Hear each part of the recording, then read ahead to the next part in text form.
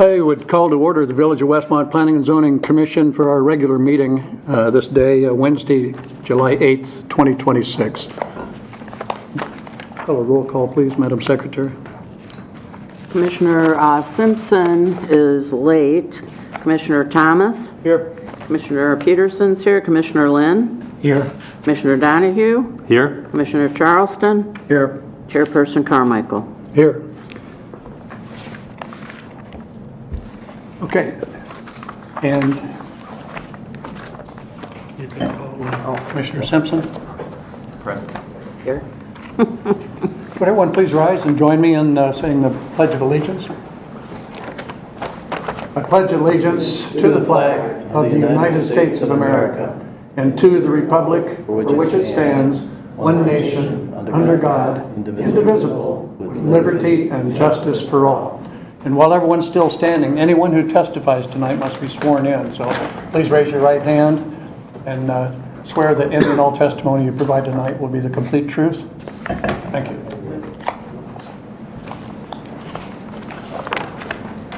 A reminder, please silence your phones and other devices.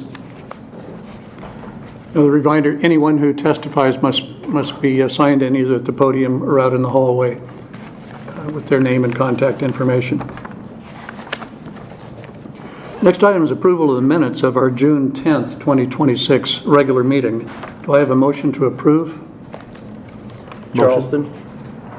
Second. Motion Charleston. Second Donahue. Discussion of those minutes? Seeing none, roll call please. Commissioner Thomas? Yes. Commissioner Peterson votes yes. Commissioner Lynn? Yes. Commissioner Donahue? Yes. Commissioner Charleston?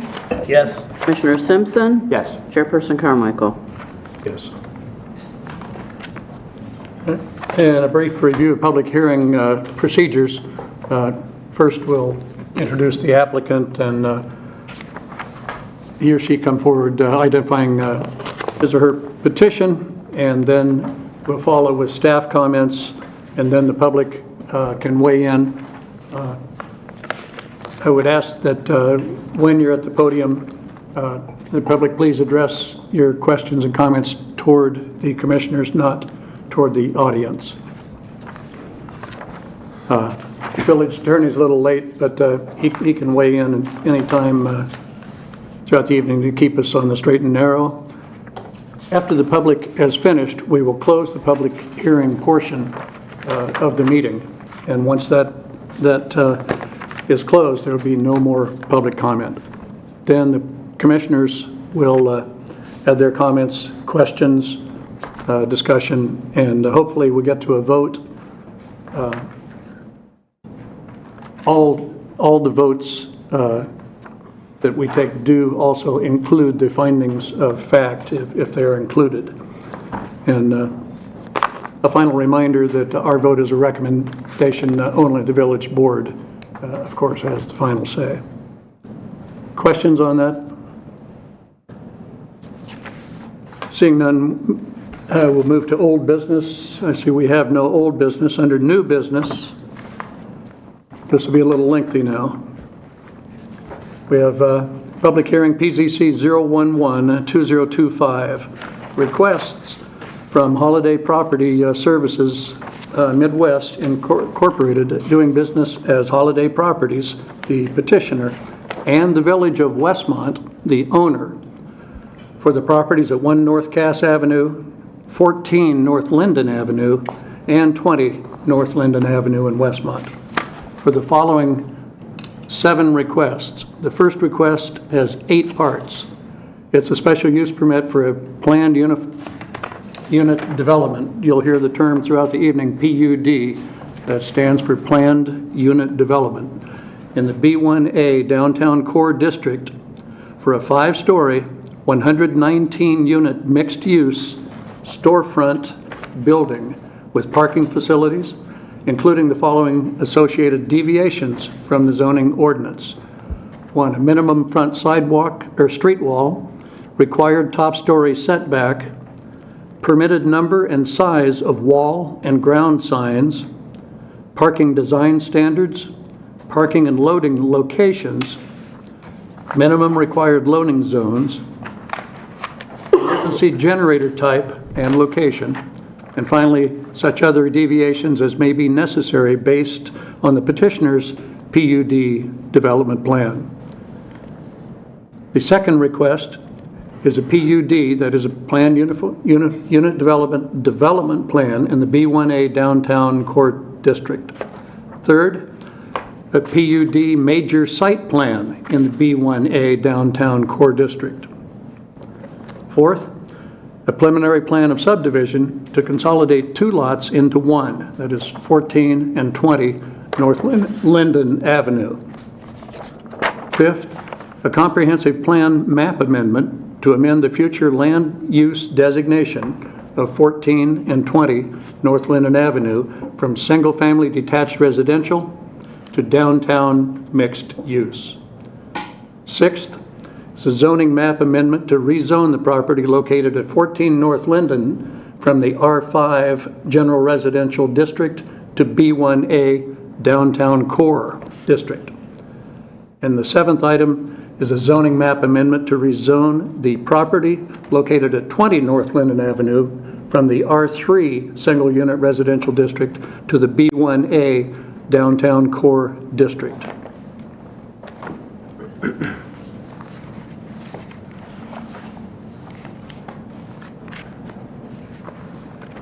Let's go to staff.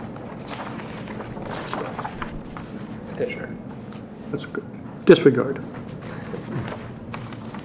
And who's going to present for Holiday? Good evening. Hello. Good evening. Are you able to hear me okay? Good evening, Chair Carmichael, Plan Commission, Commissioners, staff, and residents. My name is Drew Mitchell, and I work with Holiday Properties. I've been with Holiday Properties for roughly 20 years. Holiday Properties is a family-owned real estate development company. We are based in South Bend, Indiana, and we have a very active office here in DuPage County and Clarendon Hills. Out of that office, we've become known for delivering catalytic transit-oriented development projects in a number of different suburbs in western Chicago, including right here in Westmont with Quincy Station, which delivered in 2022. That was our team, and also the same architect, Chris Walsh. We've delivered in downtown Downers Grove, Burlington Station, Glenwood Station in downtown Glen Ellen, Itasca Station in Itasca is under construction right now. Lilac Station on the site of the DuPage Theater in Lombard paid special attention to the fact that we had an old theater there. There's a ticket booth in the lobby, for example, for back when there were silent films. And I bring up these little details because I want you to know we're human and we care a lot and we really try to bring our buildings to life. And it's really something that's hard to do, particularly as your buildings are getting bigger. And we're proposing here on the site of One North Cass, 119-unit catalytic Class A multifamily mixed-use project. So there'll be storefront in addition to apartments. It's got a really incredible amenity deck that we'll be talking about here. And just some history on Holiday, and I reminded the Plan Commission that we were involved in Quincy Station, but actually when we first fell in love with downtown Westmont, it was this site. It was One North Cass. I got to know John Haroldson back in 2013 and the folks from Royal Bank of Scotland, a banker who owned the retail building next to it. And the market in Westmont, I don't know if it was quite ready at that time. And we ended up building Burlington Station in Downers Grove, and we returned years later, 5 years later, and built Quincy Station. This was a collaboration. I would call it a public-private partnership because of the assemblage that it required. There was an alley vacation. We had to rerun power a half a mile down to Richmond, and it just wasn't an easy project. And these projects aren't easy. And to prove that, I would just point to the fact that the MOU on this project was executed in May of 23. And during that time, people have not been asleep. We've been working on getting this project going. There's been done replatting. We were helpful in acquiring the 2 retail buildings because the owners had become fatigued with the prior developer and were unwilling to negotiate, and we helped solve that. And so mostly to say, this has been a long road here today, and so we're here with humility. We're eager for feedback on our plan today. We're eager to share with you the results of our hard work, and I'm going to probably hand it off right now. But I'd like to, a couple of folks that are pretty important that are here with me today. My partner, Mike O'Connor. Mike and I have been developing together for roughly 15 years. Donald Tomei, recently promoted.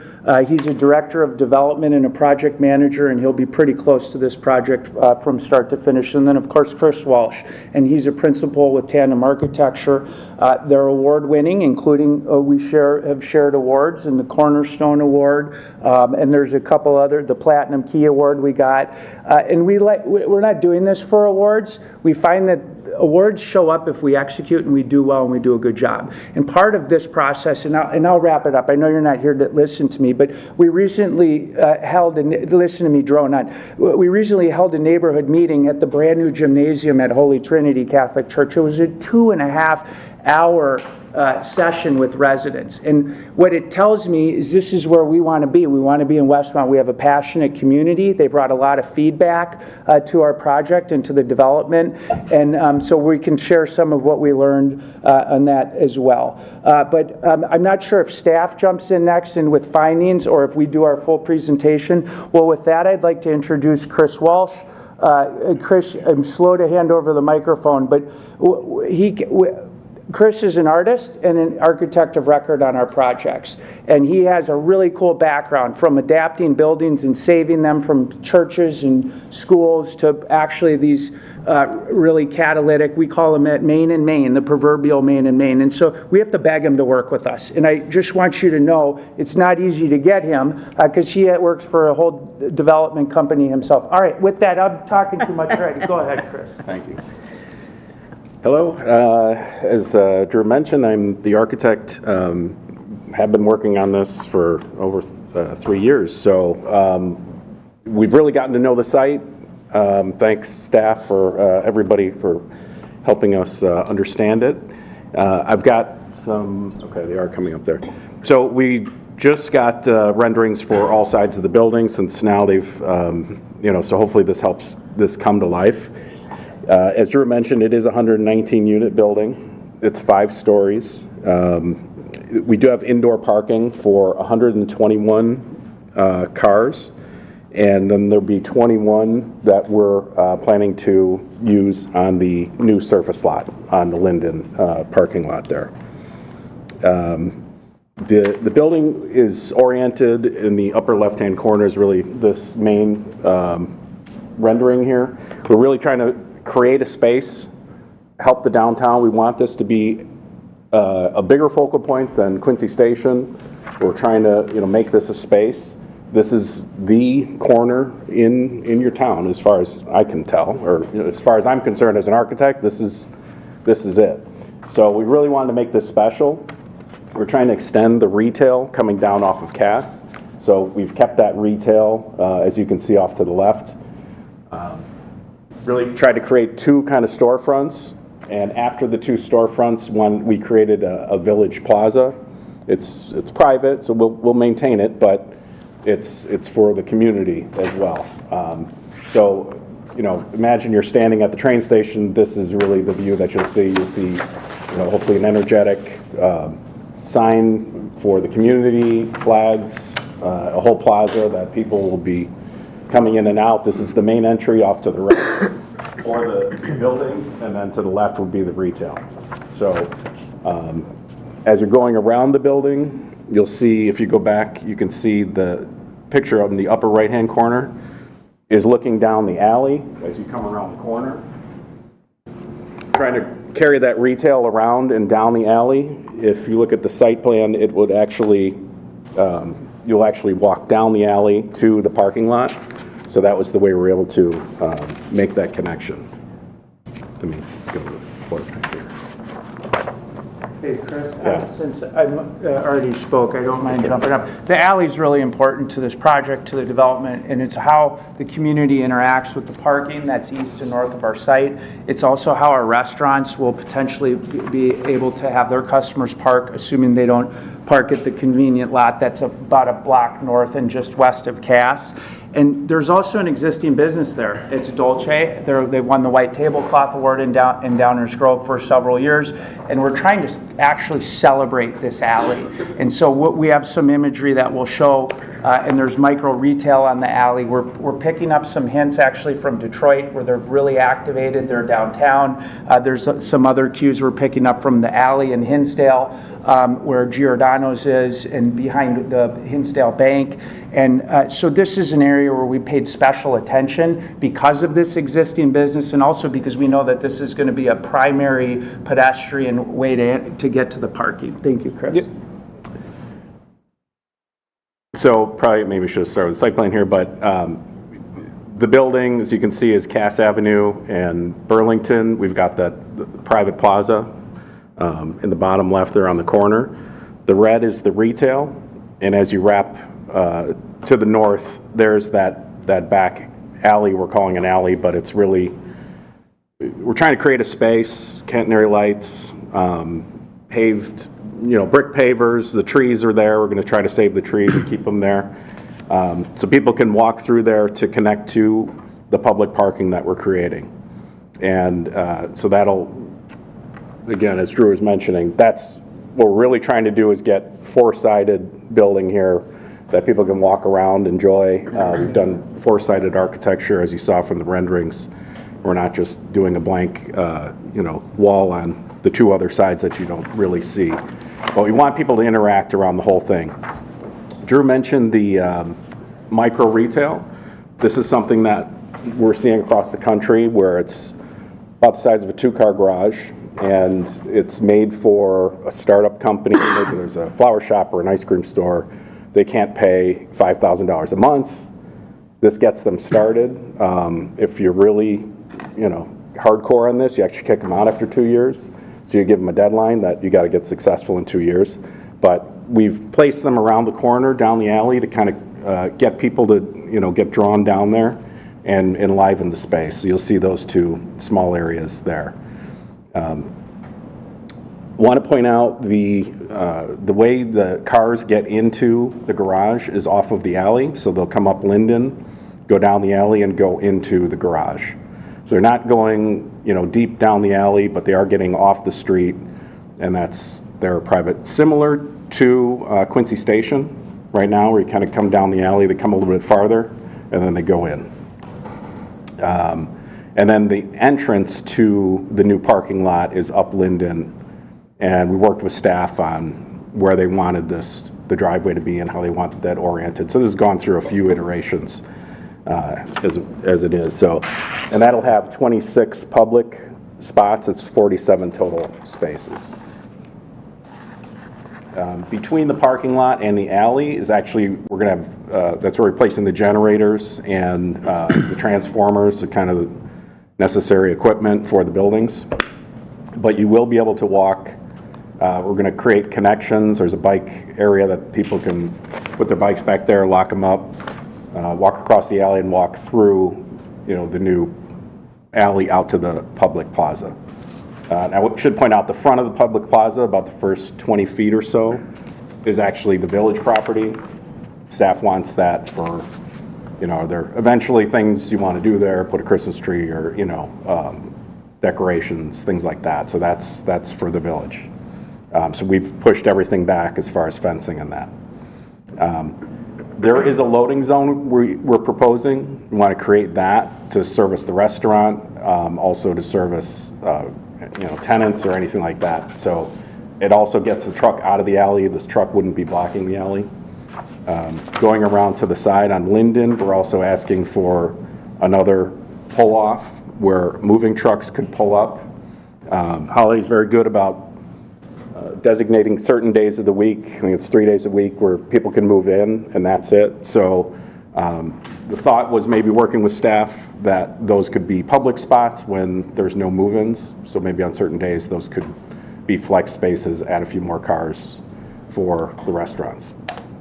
And then from there is an elevator and a loading zone, so all the move-ins are proposed to really take place off of Linden Avenue there. As you come around on Burlington and come towards our lobby, the blue area is all the lobby.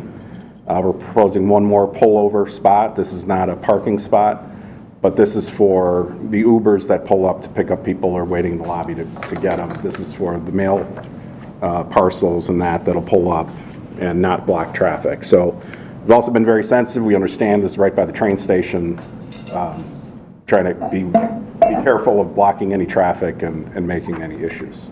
And we feel like we've done a very good job. It's, like I said, we've been working on this for a few years now.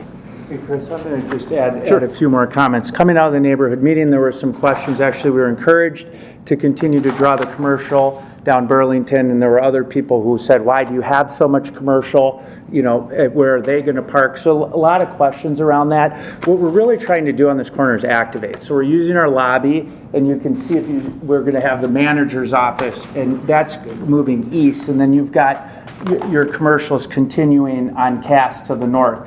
So the idea is we're trying to really make this corner feel alive, but we felt that by not bringing commercial down Burlington, towards the water tower, it's actually doing a favor of saying, and this is something that Linda Kunze, downtown Downers Grove, was really important to her, of not bringing shoppers off of their main drag. And so we think this is a good balance of retail, the amount of retail, and I'm actively addressing a question that came up at the neighborhood meeting that really said, don't you want more retail? Aren't we trying to expand our retail east and west?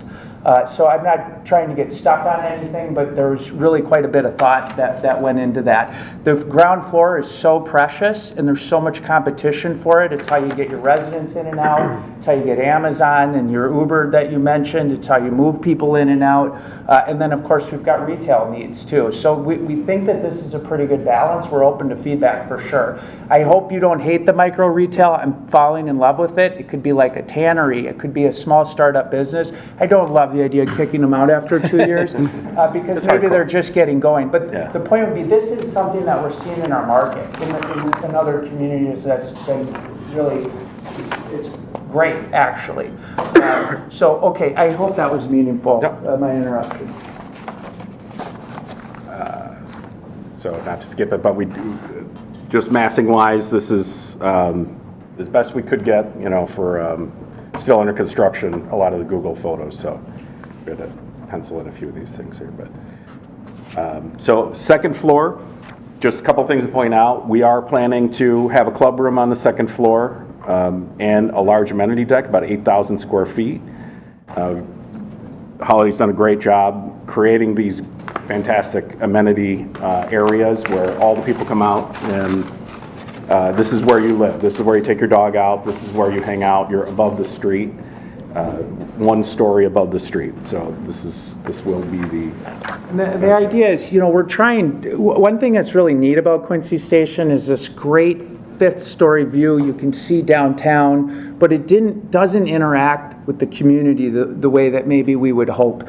Our old mayor was up there and looking at all the people down. Nobody can see up there. When we want people coming from Naperville on the train to look at this deck and say, I wish I lived there. And so this is opening that up. You're going to see it. It's elevated. It's on the second floor for sure, but it's also going to be very visible. And even from the Bale site and as you south, you're kind of looking, have a real nice line of sight. And then this amenity deck is important. Pandemic did change behaviors a little bit. Units got a little bit smaller. People desired more amenity, but certain things don't work, like theaters. We don't put theaters in. Well, we've been doing create rooms, for example, because we have downsizing empty nesters who don't have a place to work on a Pinewood Derby anymore with their grandkid. And so we have tools that you can check out, and Sanders, and in the Christmas time, that room turns into a gift wrapping station. And so we're actually creating opportunities for our residents to interact. Residents of Quincy Station could speak to this.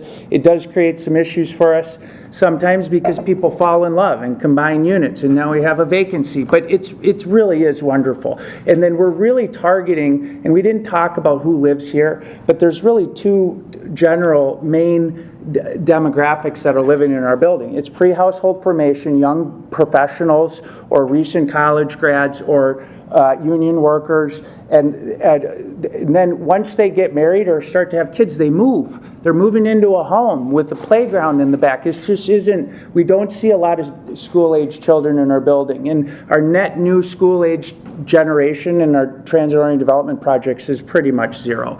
But what we then see are the folks that feel like they don't have a place to downsize in our community. And we saw this at Quincy Station. We had a number of residents who sold their homes locally and moved in this building and were pursuing a lower maintenance lifestyle. And so we're designing our units around this. And little things that we do are kind of, they're not top secret, but we kind of keep them secret. Some really custom closets and places for shoe cubbies, smart thermostats, bringing water to a fridge. Would you believe if somebody downsized out of a big home and it kills them if they don't have an ice maker? And they have to make them in the cubes. So we've learned all of these lessons and are really trying to bring that in. Okay, I'm getting us off track, Chris. No, you're good. Just hook me. Yep. So this is just a quick slide of past amenities. Things has not been quite programmed yet, but on this second level, just to give you a little, it's this area here that would be looking out over the train. That would be the 8,000 square foot plaza. And like I said, so fire pits, multi-purpose areas where they play ball, dog runs, bar, grills, those are all things that we're planning to put in this area. A few more things that they've done in the past. We have put a fountain, and then just, gives you a little bit more visual, large chess. We'll have to see what we end up programming here, but these are just other amenities that would come here. Another, slide on amenities, dog run, as Drew mentioned, a create studio. These have been popular in the city. Go wrap gifts, you do those types of things there. Fitness center, mentioned the clubhouse, hotel style lobby, wellness studio. These are all, again, amenities that Holiday has executed fantastic, and these are all pictures from their other communities. And then just unit summary, as you can see, there's about 61% one bedrooms, 24% studios, 12% two bedrooms, and 3% three bedrooms, and that makes up the mix. But you can see they do very nice finishes, Class A finishes on all their buildings. And these are just, Donald, do you again, want to speak to our you want unit to speak mix to the and units? why we chose this at all? Yeah. Our best example is Quincy Station, and we saw a lot of our residences really focusing on specific unit types, and we wanted to replicate that for this building. So, what I get excited about is our chunk rates that we project for this project. On average, we expect rents a couple years from now to... A chunk rate is, what's the cost to rent, all in? A one bedroom. A one bedroom. One bedroom cost. It's a choice of a cheeseburger. And we actually expect that here at Sentinel Station, it might create some more affordable options for the community. It's actually a little bit cheaper on a chunk rate basis than what you might see down the street today. So we saw a lot of demand in that smaller unit size, and that's what we're leaning into for this building. I'll just add a little bit to that. We have 28 studios, and these are big studios as far as studios go, but it makes the building accessible. It makes it attainable for people that want to live in our downtown, and it also creates a price point that's super affordable that gets you in.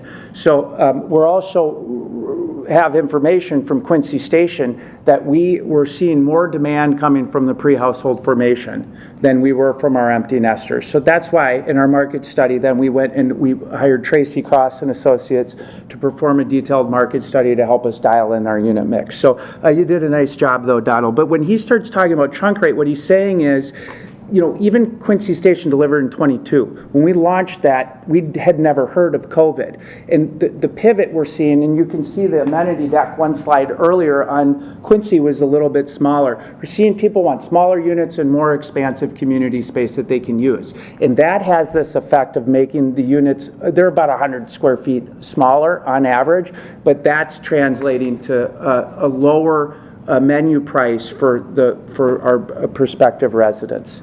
Did I do that well? Yeah, I mean, I would just add too, when people think of studios, they think of what you see downtown. It was what I lived in, 400 square feet, and the kitchen's wrapped around, and they're super crammed, but these are large. You could refer to a lot of these as junior one-bedrooms, 500, up to 525 square feet for many of them, so we feel that it's enough space to, qualify it as a one-bedroom, but, technically speaking, they are studios. Okay, I think we're about at the end here. So signage, I know it's part of one of our asks here, and this is really just some imagery of signage that we're considering. We understand that it's a touch point here for the village, and we're working with staff. Lori's probably the better sign expert here, but I don't know if there's anything you want to say on.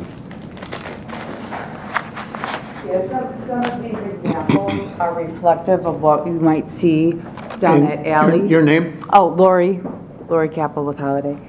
So some of these examples are more specific to what you might see down the retail corridor, specifically for the micro retail spaces. And we do know that staff is working with a signage consultant on some standards and some ideas for wayfinding. So once that's finalized, I believe the estimated time was August, we will fine-tune these examples to reflect the consistency shown in that package.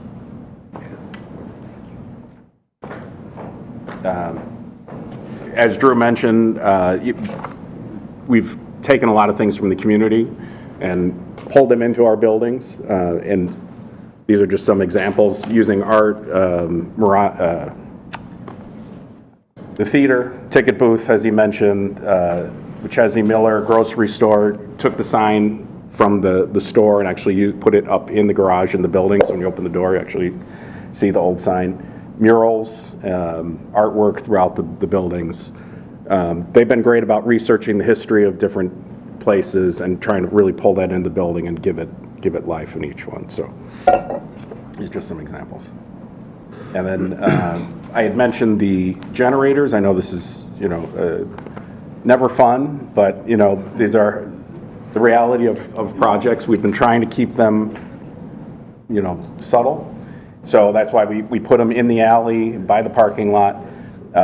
We're throwing around some ideas. You'll see on the bottom that sometimes they put decals on them, paint them up, try to make them little art pieces. So we're again working with staff to see if there's ways we can just make these things disappear instead of maybe just planting a bush in front of them. Let's get a little bit creative. We see this, especially that back alleyway, as being a very unique, vibrant place with the signs, paintings. There's some areas on the walls that maybe we can work on doing some murals is a bad word around here, but maybe something like that. But working with staff. Here, this slide says natural gas generator. Is that correct?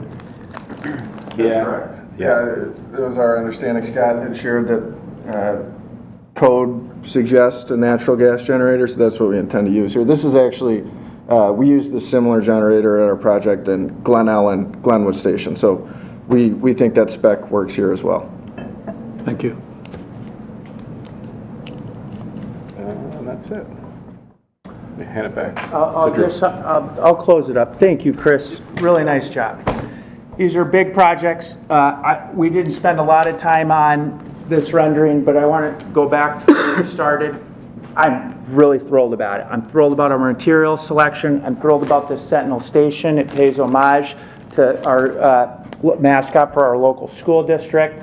And I like the dark banding. We wanted to complement Quincy Station, but not copy it, and wanted it to feel very different. So you've gone down a street and you can tell the same developer developed each home for 6 houses in a row, and I don't want to hurt myself or the developer of Quincy Station, but we were really deliberately leaning away from trying to have these say that they were sister properties.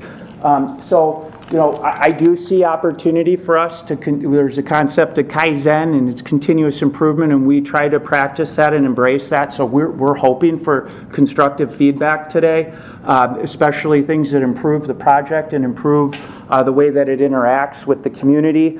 This is, as Chris mentioned, maybe perhaps the most important site in our downtown, at least today. We're going to have a pharmacy or some others that might be pretty important very soon. But mostly, what I hope people understand is we've really tried to think about buses, traffic backing up on the train station. How do we get our trash in and out without bothering a restaurant? How do we hide our move-in, move-outs and make it so that it's not potentially impeding traffic? How do we take the things that people love about Quincy Station and really kind of put them on steroids? That's our amenity deck. We intend to make this space available as we have. We've had Chamber of Commerce hold meetings here. We've had our local realtors have had, we would continue to be a good community member here in the way that we administer this project. The last thing is we can't wait to get going. There's still a really big project out there. Our hope is that we can try to keep this process with the Plan Commission and Village Board approvals and ultimately the redevelopment agreement kind of in line with a start in early 27. Am I right about that? Or it's like when it's snowing, we would start hopefully digging. But with that, thank you so much for your patience and time listening to us. And I hope we covered the major stuff. And if we didn't, I bet you'll let us know right now. So thank you. I want to mention two things. Yeah. One is we've talked a lot about the alley. And we really think this is going to be an important, small but important space. And we're gonna name it, so we're not just calling it the alley all the time. So we're gonna have a name for it. We're gonna come up with it, and it'll be a place where people know exactly where you're talking about, and we'll attract a couple really dynamite uses for that small space, along with ideally a restaurant. And we're actually talking to 2 different restaurant users that are interested in being in the space on Cass Avenue. The other thing I would point out is one of the variances that we've asked for is relief from upper floor setback. And what Chris did, he probably would agree with me, we're matching along Cass, everything's either 1 or 2 stories along Cass. We're repeating that here. The whole building sets back, rather than just the upper floor, the whole building sets back. And we're keeping that 1-story kind of feel along Cass, and that was just something I thought was worth pointing out. It's an eye trick, but it's effective, and if you see it done, you'll know it. But thank you, Mike, for adding that. So with that, I think, why don't we wrap it up? Thank you so much. Appreciate it. All right, thank you. Staff comments, please. Thank you, Chair. So first, I'm going to give just general information on the location because it's kind of hard to tell right now what the site is with the roadway being changed on Burlington and then the other properties on Linden as well.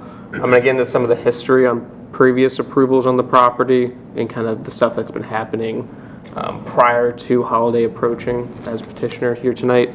And then I'll get into the specifics on the site plan and the request tonight. So 1 North Cass is located just over here at the northeast intersection of Cass Avenue and East Burlington. The site is currently improved with a public parking lot consisting of 51 parking spaces and a portion of the roadway that was part of the public roadway on Burlington, that little S-curve. The S-curve is now being pushed back with the capital improvement projects. If you have more questions related to that specific capital improvement project, we do have our village engineer here that can answer some of those questions. The other portion of the site is 14 and 20 North Linden. Those were 2 single-family homes that used to be on those properties, just around the alleyway where the parking lot's being proposed, as shown on the site plan that you can see here. The total acreage of the site is about 1.5 acres, including the properties on Linden. The 1 North Cass site is about 1 acre. Getting to some of the history, so back in 2020, I think we still had a few commissioners that were here during the original proposal on this site. I believe, I don't know if they ever named it, but we called it the Residencies at Cass Avenue Station. That project that was approved on that site was a 7-story, 82-foot tall mixed-use building with 174 apartments, and it was about 8,000 square feet of retail space on the first floor. In addition to that, they also had some parking available. All of that parking that they were proposing at that time was private parking for their residents only and employees. I bring the previous approvals up as more of a context to what's being proposed tonight. The proposal tonight before you should be viewed on its own merits with the current zoning code and the criteria for approval, which I'll touch on later on in the staff report. Related to the staff report, you should have a small table at the start of it talking about the previous approval compared to this one as well. So originally in 2020, that particular project in 2022, did not move forward. The village terminated all agreements with that developer, believing due to financial hardship at the time, they can move forward with the project. So the village rescinded all the approvals, including the subdivision approvals for the property and the site plan approval, and any agreements related to that. At around that same time, or before that in 2020, the village also introduced, in preparation for that site being developed, a parking lot on North Lincoln to accommodate the changes, the reduction in parking at 1 North Cass. That particular parking lot has 62 spaces, which helps offset the parking that's at 1 North Cass. The approvals for, like I said, the approvals were terminated, and since then the village decided to subdivide the property and consolidate the property and continue with the roadway capital improvement project on Burlington for the redesign to create this new property at 1 North Cass. That came to the Planning and Zoning Commission and was approved by the village board, and that document has been recorded at the county, so this is now a lot. We actually finally got the PIN number this week for the property, so it's shown on the maps correctly in the parcel viewer. In addition to the subdivision, last meeting at Planning and Zoning in June, we forwarded mass rezonings of the downtown into 3 distinct districts: the downtown core, downtown edge, and the downtown residential. That was before you last meeting. One of the properties, 1 North Cass, was one of the properties being rezoned. That is going through the approval process right now. That particular item is on the village board agenda for tomorrow, Thursday's meeting. It is assumed as we go through this, the request here tonight, that all properties are under the B1A zoning. One of the requests tonight is for the other 2 properties on Linden Avenue to be rezoned to B1A downtown core, but the village initiated the one at 1 North Cass. Luckily, the petitioner tonight did a great job presenting the site plan and building, so I don't have a lot to touch on there. I'm going to get into some specifics related to the site, though, related to some of the amenities and the location of items. As Drew and his team mentioned, this project is a 5-story mixed-use storefront building. As some of the commissioners might know, and for the public's benefit, storefront building is a building that usually has retail in large ceiling heights on the first floor, and then usually residential above. And that is the only building type allowed for new construction in the downtown core district. So that's what we want to see there from the village's standpoint. The building's around 175,000 square feet with a ground footprint of 38,000 square feet. You saw some visuals related to the exterior of the building. It's a mix of stone, masonry, and brick veneer. It's a style. We did talk with the petitioner and recommended the petitioner use a different style compared to the other buildings, so it provided some distinction from the previous development at Quincy Station. The site plan shows the ground floor residential, which is off Cass Avenue. It could be either 1 or 2 spaces if needed. It's a larger space, so it could be divided into 2. And then there's 2 micro retail spaces. They call them incubator spaces along the pedestrian alleyway to the north. A portion of the pedestrian alleyway to the north is village-owned, as the petitioner mentioned. There's a large outdoor dining area and access to the trash room as well for the residents on that site in that pedestrian alleyway. In addition to the pedestrian alleyway, as you round that corner on Cass Avenue, you'll notice that the bump out that was previously there, the turnout for the bus stop that was located there, is not shown on these plans.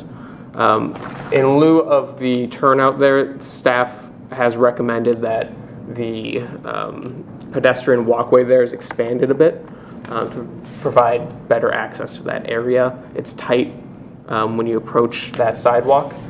The bus station right now is temporarily moved north to the public parking lot on Cass Avenue as construction's happening. Eventually, the village is looking at moving that to the south of the tracks at some point. There's no definite plan, though, at this point of where that location might be. As you approach the intersection, there's what's labeled here as a private plaza. It's labeled private because, as the petitioner noted, that particular plaza will be owned and maintained, including the signage, and by the petitioner or the developer, the owner, in perpetuity. It won't be village-owned. There's an additional outdoor dining area on the front near that public plaza or private plaza, and then the lobby entrance is also along that corridor.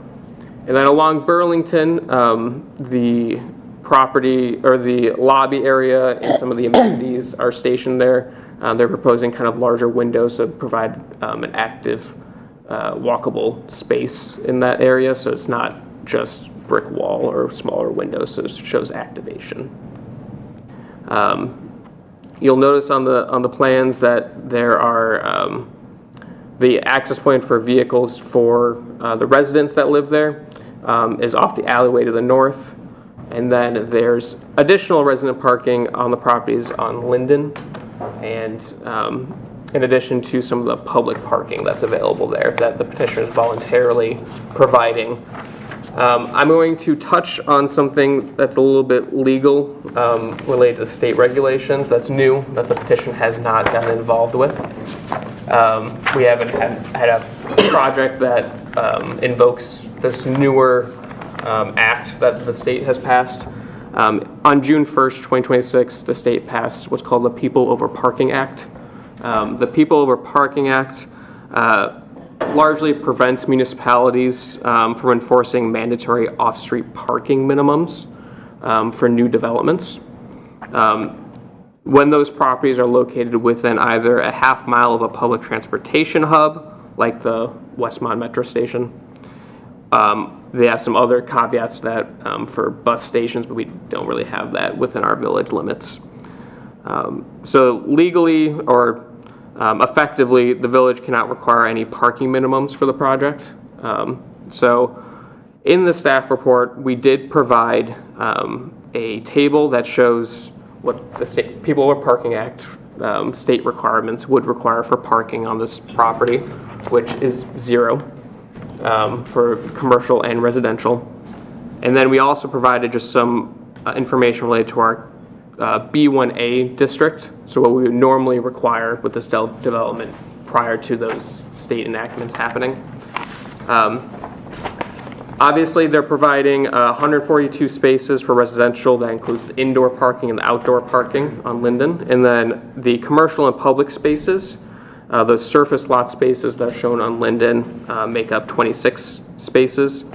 I believe that the petitioner is having those be public spaces for anybody to utilize. However, there is no requirement for them to do so in our code.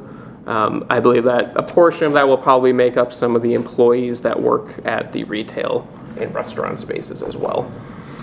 If you look at what we would traditionally require for parking, we would require 131 spaces for the residential units.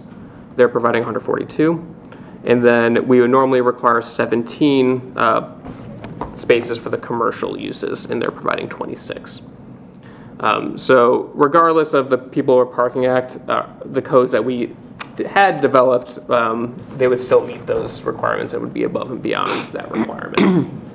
I will note that that the spaces being provided largely are voluntary for the Linden lot, those public spaces. So we can discuss more about the parking needs of the site with the petitioner if you have questions related to what they normally see in that unit mix.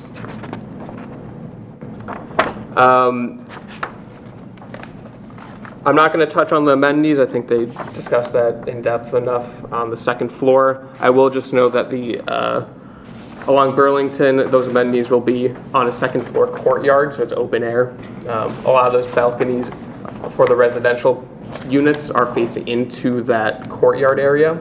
So there's no balconies hanging off on Burlington Avenue to the south. Related to the landscape plan, the petitioner provided a landscape plan. It's in your documents. Their landscape plan meets all the minimums required for this particular proposal and development. However, we did note to the petitioner, and they're aware of this, and we want to make sure that it's either included in the planned unit development agreement or some other ordinance that provides some flexibility for the landscaping. Obviously, Burlington Station, Burlington Avenue, the capital improvement project. We have some plans for what's going in the row near the sidewalk, but nothing's definite. Additionally, on Cass Avenue, we're also in the process of developing a streetscape design master plan for the downtown area. So we do ask that the petitioner's somewhat flexible with what needs to be installed there, so it agrees with our plans.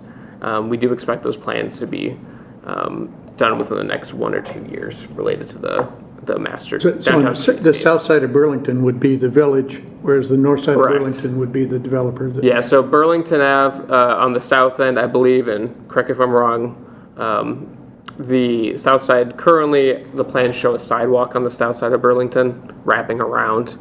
And then there's also a sidewalk on the north side of Burlington wrapping around the building. There's nothing definite as we work through some of the agreements on who's installing what.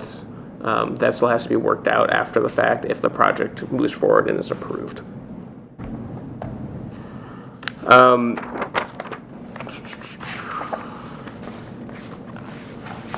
All right. Related to the specific requests tonight, I'm just going to go through them and just provide the specific deviations and what they're requesting, and then also the other requests related to the rezonings and the site plan. This is the first time that we've dealt with a planned unit development as a village in this commission. We have several planned developments, planned unit developments that were old code standards. So we have a few in the downtown. We've changed the code to be planned unit developments, so it's more in line with some other communities. In doing so, I want to explain what a PUD is for the general public that's here tonight, as well as for the commissioners. So a planned unit development basically allows for a flexible design approach for specific developments. Sometimes you see them as usually around golf courses of some kind, or when you're trying to protect a naturalized area. but they're also used with mixed unit develop or mixed use developments a lot of the times. PUDs allow for the relaxation of the rigid requirements of the zoning code that might not fit exactly what the zoning code wants in certain cases, but it meets the intent of it. Those items can be requested as what we call deviations. So they don't need to meet the strict standards of a variance like we've seen previously. Deviations, as long as they're meeting the criteria for the PUD and the PUD requirements, which are in your staff report and available on the Village's code, they can be approved with deviations. Deviations that we normally see related to PUDs include setback requirements, bulk regulations, so where the building sits, the height of the building. We also see deviations to some of the density caps for a development. In this case, the deviations listed in the agenda, I will go through each one so we know specifically what we're talking about. But related to PUDs, PUDs have to be approved as a special use. So all the commissioners should have received the findings of fact, the draft findings of fact. I'm happy to go through them if we get to that point tonight. You should also have the findings of fact for the PUD standards, so the responses to the planned unit development criteria. So getting to some of the deviations related to this proposal, the first deviation is to the front street wall requirement.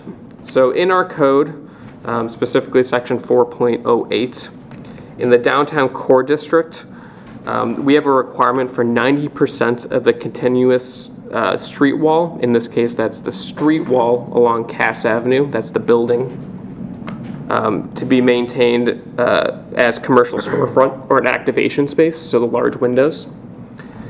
In this case, the applicant's proposing 74%. The reduction from 90 to 74% is largely due to how we measure activated spaces. So we specifically just look at the building. We don't include the outdoor dining, we don't include the pedestrian walkways, we don't include the plaza. So if you include all of that, they're above that 90%, but by the strict standards of the code, they're only at 75% for the street wall requirement. The intent of that code is to create a livelier, walkable downtown area. Drew and the petitioner mentioned that one of the deviations is also the top story setback. In that same code section, 4.08, it requires that buildings over 3 stories, the top floor in particular must be set back 7 feet from the facade below it. That particular requirement is in our code as a design requirement because we don't want to create what people call the tunnel effect when you're walking down a street and you feel like you're kind of being siloed down the street. So to prevent that, we usually recommend or require that the top story is set back a little bit. If you look at Quincy Station, they have the amenities deck that largely applies to that setback requirement. In this case, the petitioner is actually setting back the building much earlier at the 2nd story and setting the whole building, all the residential units back. Specifically, they're moving them back 48 feet behind the retail, the first floor retail, in which we would normally just require 7 feet to be set back. So generally, they're in compliance with the intent of the code. The petitioner also is requesting deviation from the sign regulations in its entirety. So it gets a little bit convoluted here with signage, so I'm going to do my best to try to explain it a bit. The petitioner provided a sign package to us. The sign package and the elevations of the building show signage, so it's both. In this case, the petitioner is proposing 11 total signs, including wall signs, some of these perpendicular signs that come out of the building, and then wayfinding signage as well as a ground sign on the public plaza. In our code requirements in the sign code, it does not accommodate this type of signage well in definition or in total number or size. Staff recommended that because of the type of signs they're proposing, that a deviation should be requested for that. The total number of signage that would be required on the site, or be allowed on the site, is 378 square feet. They're providing signage that totals right now 300 square feet, so they're actually under that limit. They're just providing a total amount more signage, including the wayfinding signage. The loading and location count. So section 9.10 and 4.07, oh sorry, let me go back. Parking design standards. Section 9.07 in our code outlines the design requirements for parking lots. The proposed parking lot on Linden, that's shown here, the parking drive aisle that's against the alleyway technically is not permitted by code. Typically we want parking all on one site where parking or drive aisles aren't bleeding out into the public realm at all. However, alleyways act different than a public street. So staff did recommend, and we went through several rounds of iterations for the parking area in design. This seemed to be the best fit. And because the alleyway is much slower, it's not a true street, we did not see any conflict for the drive aisle to be located off-site here. In addition, many of the properties on Cass Avenue require you to drive back up onto the alleyway to get out anyway, just historically. The loading zone count and location. So section 9.10 and 4.07 in our code have different elements to where loading zones can be required and how many need to be required. The petitioner noted there's 3 loading zones shown here, all of which are off-site. Staff has generally given them the thumbs up on allowing them to have the loading zones off-site. It's not uncommon for the loading zones to be off-site, especially when there's an alleyway. Typically, many of the commercial properties on Cass Avenue that utilize the alleyway for deliveries and drop-offs for the retail and commercial components, so it's not uncommon.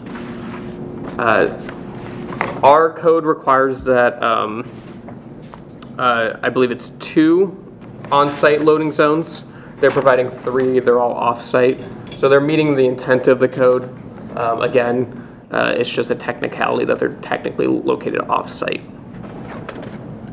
The last deviation that we have noted here is related to the emergency generator. So in the staff report, we were assuming it was going to be a diesel generator. It sounds like that's changed now to a natural gas generator.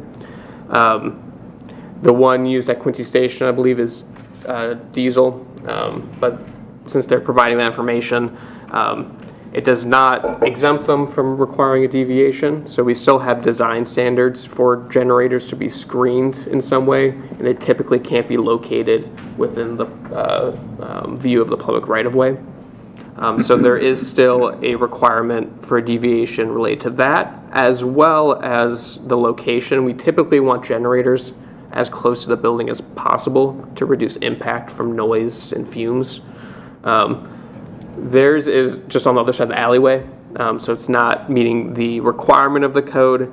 It is still near the building as close as possible while it's still being off-site from the building itself. So the deviation would still be required related to the location of it.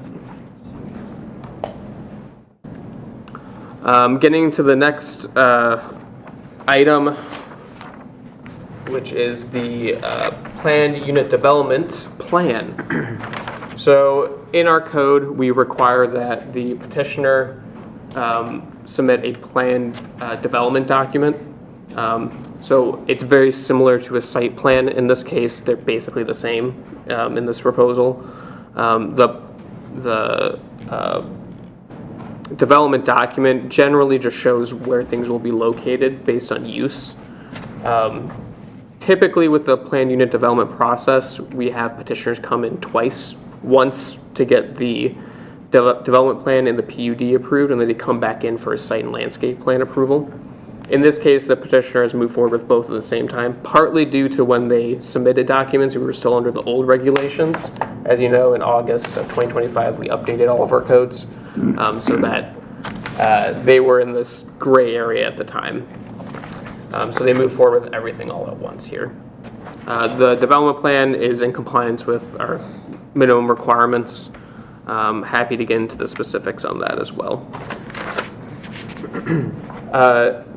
As I mentioned, and I'm not going to talk more about this, but site plan approval, major site plan approval is also required per code. As I said, you would normally come in after getting PUD approval, but in this case, they moved forward with both. We formally adopt the landscape plan, the site plan, and the building elevations that go with the planned unit development in its entirety would be included in the ordinance. Typically, those are all forwarded together. The fourth request is a preliminary plan of subdivision related to consolidation of the properties at 14 and 20 North Linden. That is the parking lot properties. As I mentioned before, 1 North Cass was already consolidated by the village, so there's no request related to that property for subdivision. The petitioner provided the minimum requirements for the preliminary plan. They will still need to provide a final plat before moving forward to the village board for final approval. That has not been provided here. Typically, the Planning and Zoning Commission doesn't approve final plans. The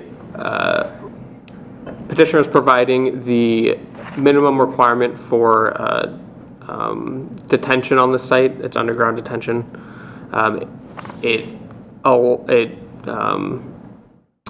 It's being provided underground, and it replaces the surface detention that is at 1 North Cass right now in the parking lot. So that's actually a detention facility of some kind. Like I said, we have our village engineer here if you have questions on that. The fifth request is a comprehensive plan map amendment.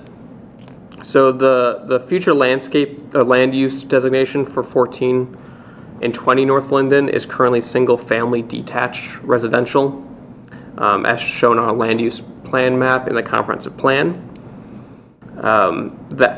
The petitioner is requesting an amendment to the downtown mixed use as part of making the development cohesive in land use, and after this I'll talk about the zoning map amendments. The comprehensive plan, although the land use plan shows the future designation as single-family detached residential, in the sub-area plan it actually shows both these properties as a recommendation to place supporting parking lots in this area at the periphery of the downtown core. So in that case, it is meeting the intent of the comprehensive plan. Items 6 and 7 I'm going to talk together on. Those are zoning map amendments. So 14 and 20 North Linden are zoned differently right now. So 14 North Linden is currently zoned R5, which allows for general residential. And then 20 North Linden is zoned R3 for single unit residential or single family residential. The petitioner is requesting a map amendment for the zoning map for both parcels to be rezoned to B1A downtown core. So it's a cohesive zoning of the 1 North Cass property and the PUD as a whole.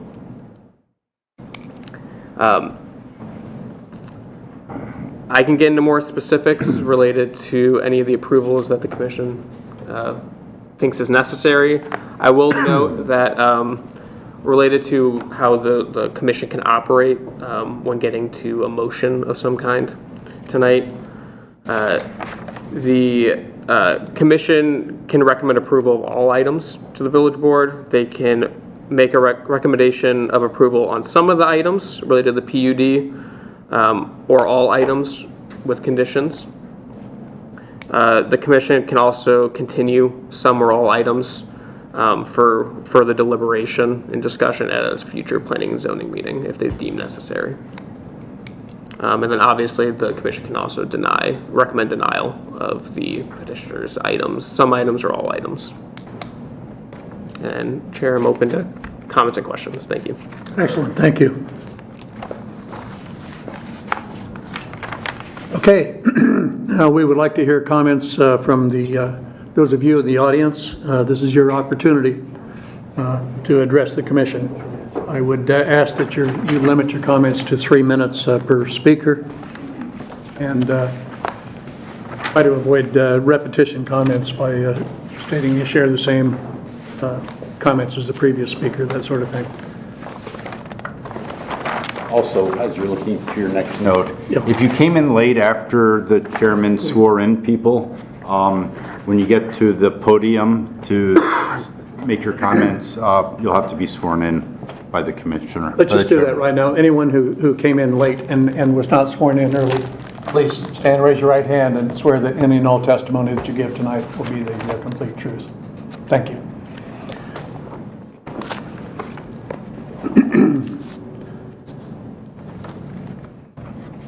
Okay, after the final people from the public have spoken, we'll close the public comment and move on to the commissioners. So, who'd like to go first? Let's start over here on the left. Sir, would you like to address the commission? No. No? Okay. You, sir? All right. Next. Okay. Good evening. Please. Yeah, please come up to the podium. Identify yourself. Yeah, and you have signed in? Yes. Good, good. My name is Kyle Dispensa, Westmont resident. I've been following this plot or development for a while, from the previous developer actually. I went to every meeting that you all held then, recognized some of your faces, but we have a lot of new faces as well. So I do feel that Holiday has done a great job. I really appreciated that they put on the meeting for the residents a couple weeks ago at Holy Trinity. There were a lot of great questions, comments. A lot more residents showed up there. I was kind of hoping to see more here too, but that shows that they did a good job kind of answering our questions. They did take into consideration a lot of what we said. Parking has always been a big thing for me. Taking away what I consider our downtown's main lot and what everybody knows, what everybody kind of goes to first when they shop and dine at Westmont is a big concern. I do appreciate that they will be doing the 26 public spots as shown on the drawing here. And again, with the new law that was enacted last month, they don't have to do any. So that was really considerate. I would still love to see it as like a 2-story lot. So it would have more, even the village went in with the developer, so 2 stories on that Linden lot there, because again, that would just bring more people downtown, and that's really what you seem to all be looking for now, right? We want people to shop and spend their money and hang out in Westmont. I love that the new alley there, like Drew said, that's really up and coming, especially for people my age and families. I think a lot of people will, enjoy that, especially with the trees, some shade, something new, kind of get off the busy street of Cass, but you're still enjoying the downtown area. He did mention the Hinsdale Alley. Just want to remind people that there were a few accidents there. Unfortunately, a lady was hit by a car in front of La Fortuna, so maybe just think about some barricades there right behind that loading area, because we obviously don't want to see any of our residents get hit. I know staff mentioned the south side sidewalk there. I think that's really important. You want more people walking, obviously. There's going to be less parking. I live close, so my family and I often walk downtown that way for car shows, for Dolce, etc. And right now my son's in a stroller, so the sidewalk's really important for us and families, so I just ask that that always be kept in the renderings there. And then, speaking of the public parking lot to the alley, which I think a lot of people will use to access the other businesses, again, Dolce, dentist, the candle shop, etc., will that be ADA accessible? I do see a couple handicap parking there, but a lot of our residents are older, and I would like to kind of, not that we can, but keep those parking and the closer available for our older residents, and they may be in a wheelchair and need to just be able to take their wheelchair through that little, crosswalk and alley spot. So if we could take a little bit of ADA accommodations into consideration, I think that would be wonderful as well. But again, I'm so much happier with this development than the previous development. They understand Westmont, they understand our needs, they have the bump out for deliveries, and if just a little bit more parking could go somewhere, we'd love that. Thank you. All right, thank you very much.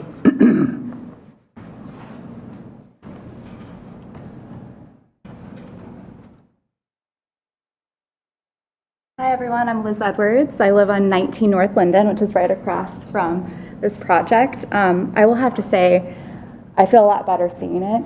It's a lot better than the project in 2020. I really appreciate all the work that's went into this. I think I don't know if this is maybe the appropriate meeting, but for what I wanted to bring up is that we're going through this construction, that we're just open and communicate with residents when changes happen. For example, we didn't know about the temporary road that happened on Burlington. Just being really open with communication, make sure that we don't have any real unnecessary disruptions to residents. I just heard last week that you guys are planning to do the construction of the alleyway behind Linden at the same time as this apartment construction, and that will really put us and disrupt our lives on Linden. So I just want you guys to take that in consideration, work with them, stagger this project, just really think about the residents on Linden. Is that correct, Scott? I can't answer that I spoke with the question. village engineer last week. Is that correct? That is correct. That alley is under design now and scheduled for construction next year. Anyone else from the public? Well, thank you. Those were some good points. We got one more. Good. Hi. How are you doing? Hi. My name's Laurel Rugen. I live 513 North Grand Street, and I did go to the last meeting that they had. It was still points that a lot of residents had brought up about, it's better 5-story than 7, but still it is overshadowing this building, single-family homes. And one guy who lives next door, he's got small children and everything. And this thing's, going to be towering over his home. That was a concern. And also still haven't heard anybody bring up anything about traffic patterns. So as she had mentioned about, it should take the residents on that street into consideration. But overall, the traffic patterns, how this is going to affect everything coming down the line. And we all know what a joy it is getting stuck by the freight trains here as it is now.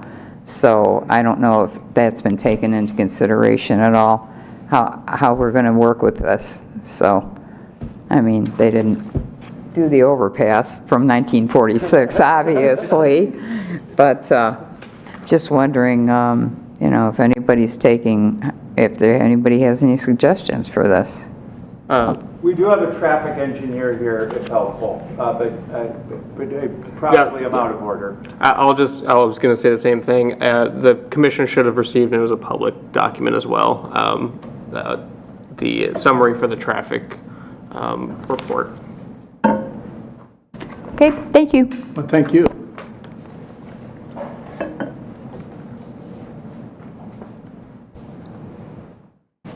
Hey, my name is Kevin Kovanik. I'm the guy that you mentioned with the 2 small kids. Live at 24 North Linden, which is the last house. I will live right next to this parking lot. So what I spoke about at the community meeting that they had, which again was well attended and I would say pretty well received, we're just some assurances that, like has been said, there's a lot of consideration for the people who live in this area. I will now be living next to a 5-story apartment building in a parking lot. I have twins that are under the age of 3 that you see running around over there all the time. And yeah, these units will now be looking into my backyard, can see into my house. So when it comes to, any sort of shielding from my property to the parking lot, landscaping in the area that's between the end of the parking lot and where my property begins, would love to know what some of the plans are for that public space.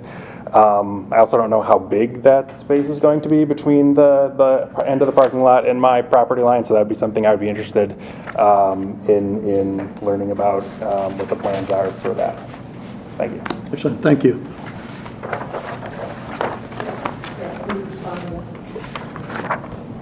Can they respond, Well, Chair? I would ask you, we hold the responses. I will request a specific response to that, but not right now.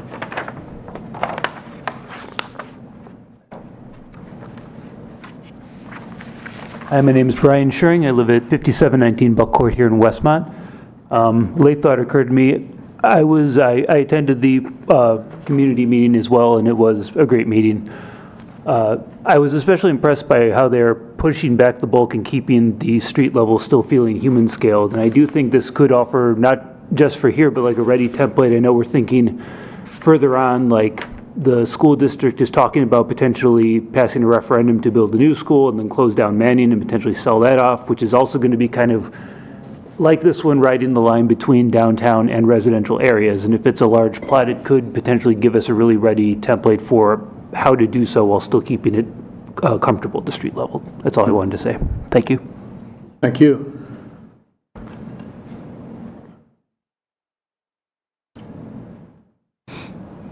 Anyone else? Well, I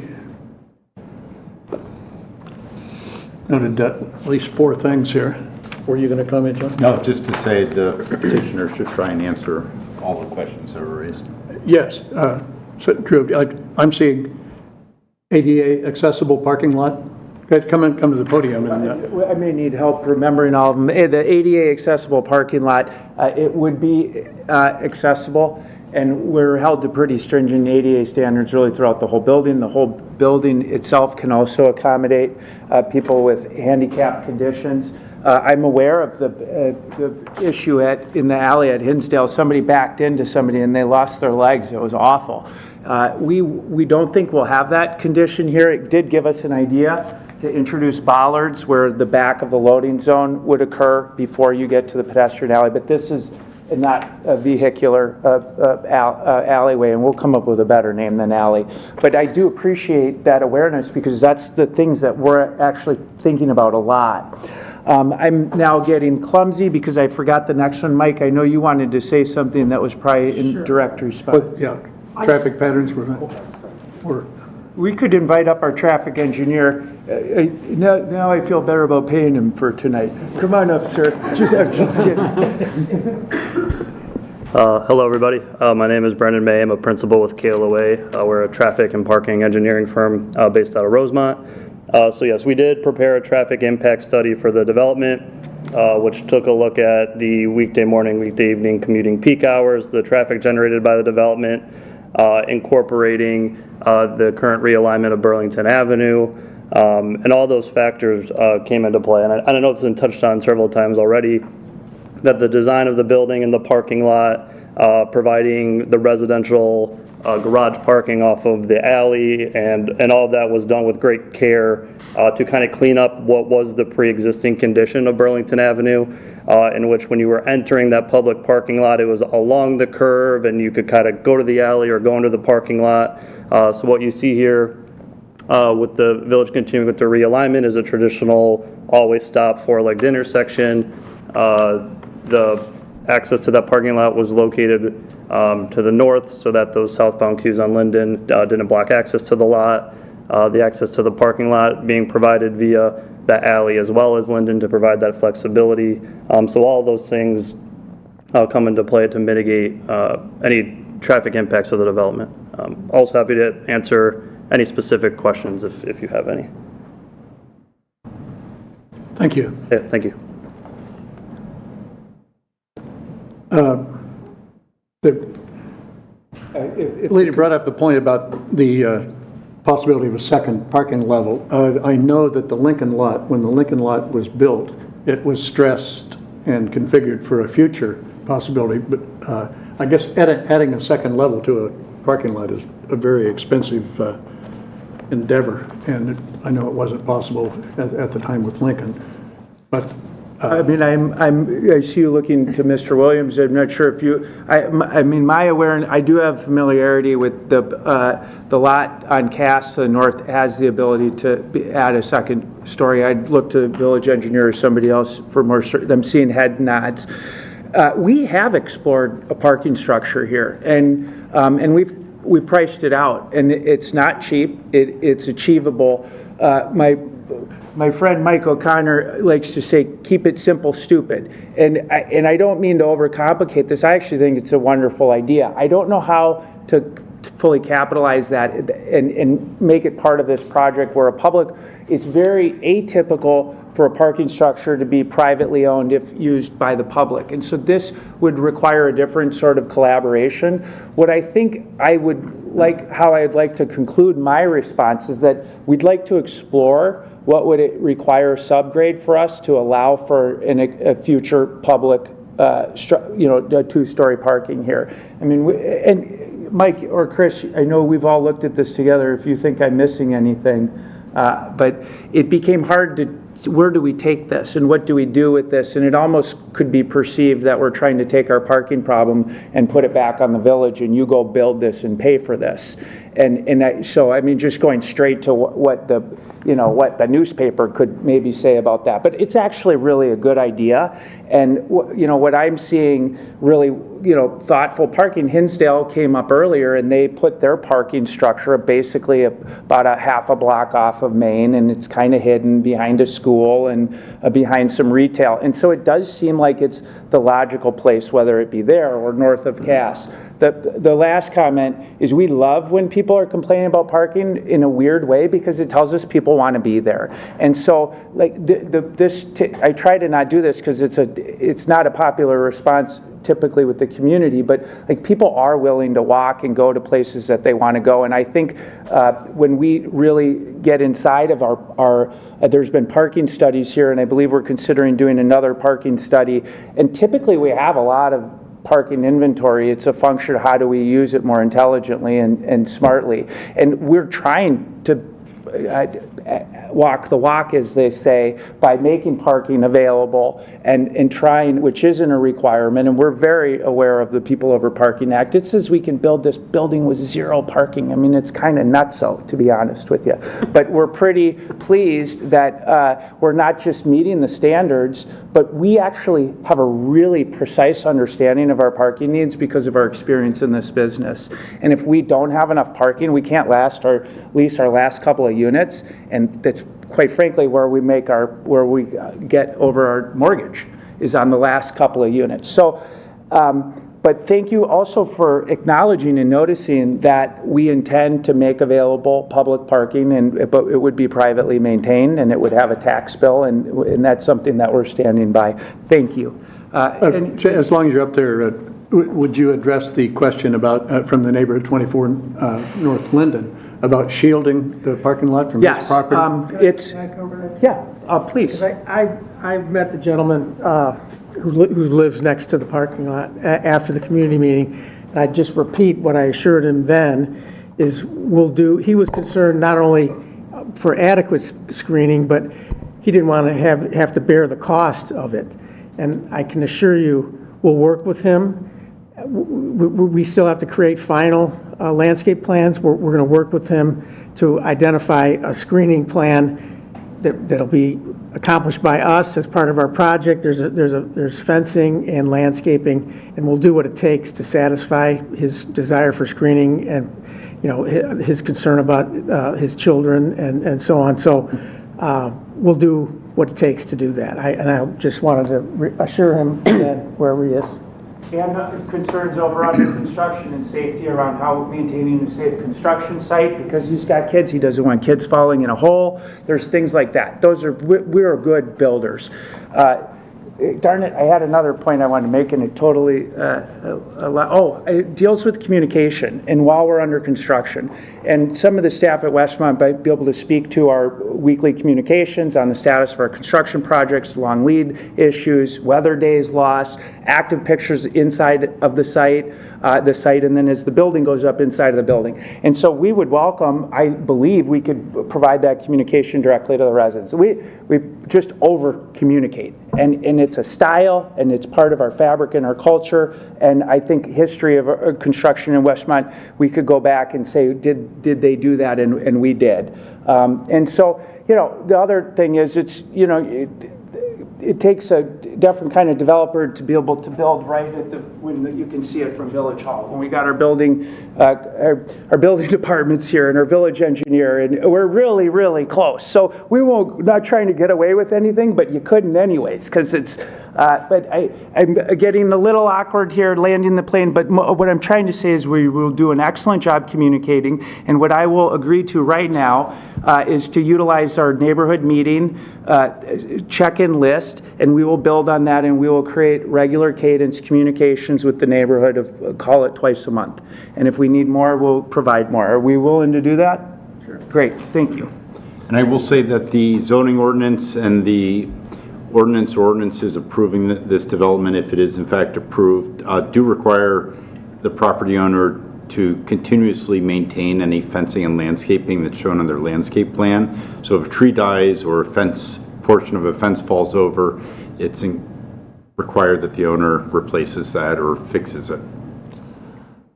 Mr. Chair, may I make a quick comment? Certainly. So we heard mention of we might be doing a parking study. So we're getting ready to start our update to our comprehensive plan. The last parking study we did was in 2008. There is a piece of that plan which is to have an updated parking study done. So there will be review of what are the triggers where we need more parking, where should that parking be. Part of that comprehensive plan is the downtown sub area. So it will not just say when we need parking or is parking bad, is parking good. It will also try to think about how the future looks in the downtown and where those things should occur. So not part of this project, the village has recognized that it's time to update that 2008 plan, and that will be part of the comprehensive plan, which is basically going to take 18 months and have a lot of public input to get done. So. Thank you. Chair, if I can add, sorry, not related to that, but related to the landscape plan and the fencing. The plans, just so everybody's aware, the plans for the parking lot show a 6-foot solid fence on that north property line with about 5 or 6 feet of landscaping in between. That includes the turf for the overhang of the cars. That fence right now is shown as going down to, I believe it's 3 feet, right where the front yard starts for that property to the north. So we do encourage the developer to work with the neighbor. Okay. And we had one more point from the public about traffic patterns. I don't know if KLOA wants to address that, or if you address traffic density and so forth, but patterns. They're going to be north and south on Linden, east and west on Burlington. I think this is your question about increased traffic and which directions people are going to be going. Was that part of your study? Yeah, so with our study, we look at developing where traffic is coming and going under existing conditions. We assign that traffic to the roadway network and then develop what's called the total projected traffic volumes, and we analyze those. So in this case, the existing patterns are showing 5% to the east on Burlington, 10% to the west on Burlington, 45 to the south on Cass, and then the remaining 40% to the north on Cass. Recognizing that with the configuration of the alley and access off Linden, there might be some traffic that chooses to turn left onto Linden, but the majority of the development is oriented off of Cass and Burlington. So the having read through the traffic study, it seems the trick is that traffic light at Cass and Burlington. Because going, making the left in from Cass, coming southbound into Burlington, obviously it stacks up, and your study noted that we would likely stack maybe one or two more cars during peak hours. That is correct. And then in combination with that, there is the extension or the realignment of Burlington Avenue, which is increasing that stacking by more than what the increase in the queue During would be. peak hours. And so that sort of is what it is, unfortunately. I'm not sure that there's a solution to that except to push people on Linden, and I'm not sure that I want to encourage that because that's a residential area, which, for speaking just for this commissioner, I'm not sure I'm terribly enamored with a two-story parking structure on Linden for exactly that reason, that creating that much traffic on Linden. We definitely need to address parking in Westmont. I don't know that a two-story structure on Linden Avenue that encourages people driving from in particular from the north, to come through the neighborhood to find that parking deck is particularly attractive. LaGrange has it a little bit, but they also have some commercial uses immediately around their parking deck. It's all commercial uses around Downers. It's all commercial uses for the most part around Hinsdale, and so this is a unique site. And so just for what it's worth, this commissioner wouldn't be enamored with a two-story thing. Appreciate the fencing on the north side of the lot, and for Mike and Drew, work with Kevin and make sure he's happy with whatever fence you guys put up, and hopefully he can create a cohesive sort of event around his backyard so his kids can have a great time in his backyard still. Not sure that we can fix the fifth floor units looking out at his backyard, but that said, the fence and the parking lot are clearly things you can do, and so I'd encourage you to do that. Thank you. At this point, I am now closing the public comment portion of this issue, this agenda item, and so we'll take it to the commissioners. Any commissioners have any comment on, we'll just take this in general to start with. Yeah, I have comments. Yes, please. Okay. Maybe more for staff. So Scott, or maybe John, is when a developer comes to town with a project, can't there be times where that the village asks them to improve like adjacent properties that may not be on the property that's to be developed on, but like it could be, say, parkway trees or other things immediately adjacent? The village can't require that. No? No. It would require something like, I'll just use this as an example, the neighboring property owner expressing concerns about screening and the developer saying, hey, if you let me onto your property, I will voluntarily plant a row of arborvitae. And then it's up to you to maintain. And that would be a private agreement between those parties, but the village can't require a developer to go on private property other than its own property and make improvements. No, yeah, but like to ask a developer to make improvements onto public property. On public property? Onto adjacent public property, say. Like could a village ask like a developer, just for instance, to plant a parkway tree on the adjacent properties? Like a parkway is in public property. Yes and no. The village can require public improvements to public property if the need for those improvements is specifically and uniquely attributable to the development. So if the development is triggering that need, the village can require it. The village can't require the developer to go up on North Cass and start making roadway improvements unrelated to this development. But if something like parkway trees across the street or on the same side of the street as this development are warranted, yeah, the village can require that. Okay. I think it was said that the property just got a PIN number. Is that right? Yes. So is it is it still owned by the village? It hasn't been, Village owns all 3 properties. all 3 properties, and that's, what are the 3? It's the, 1 North Cass, 14 North Linden, 20 North Linden. right. Thank you. So, and is it that, it's planned to be sold, all 3 of them to be sold, or no? There is an MOU, Memorandum of Understanding, with Holiday Properties for sale of the properties, assuming they go through the proper processes and an agreement is put in place. EDA is what we call it, Economic Development Agreement. So I like, there are things about the design I have to admit I do like. So I like the private plaza. I like that you set back the building further from the property line, like the retail from off of Cass Avenue.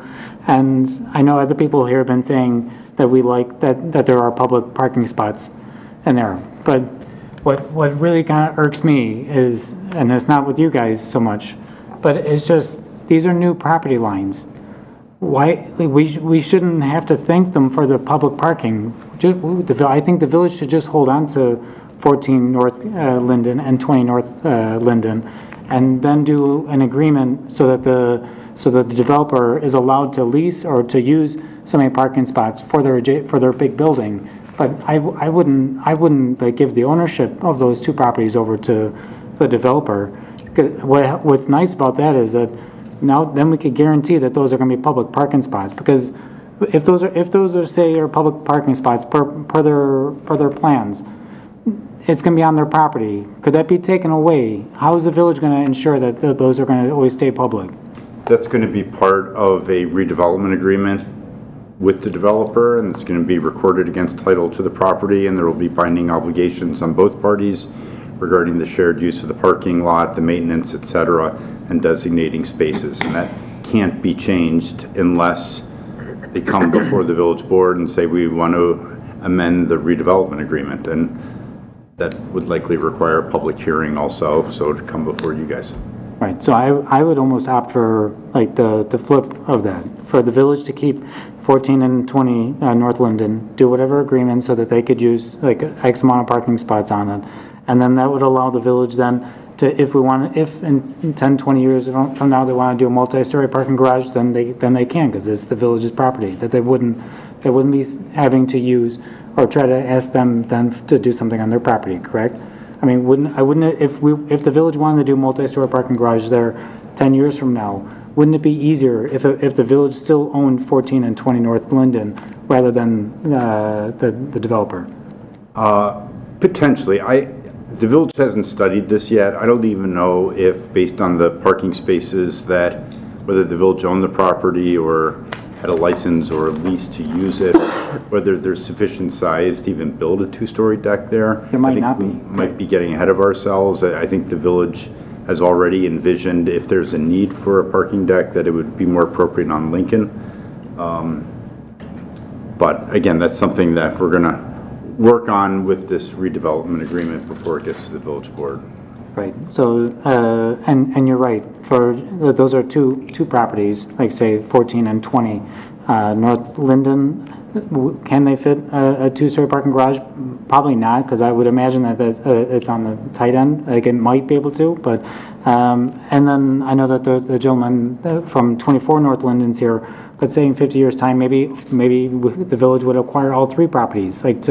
I'm not putting you down like that, but I'm just trying to speak in theoretical terms, as in that if the village continues to own 14 and 20 North Linden, and just as some sort of lease agreement with the developers for those X amount of parking spots they need, it would give the village some flexibility to do whatever it wants to do in the future, I would think.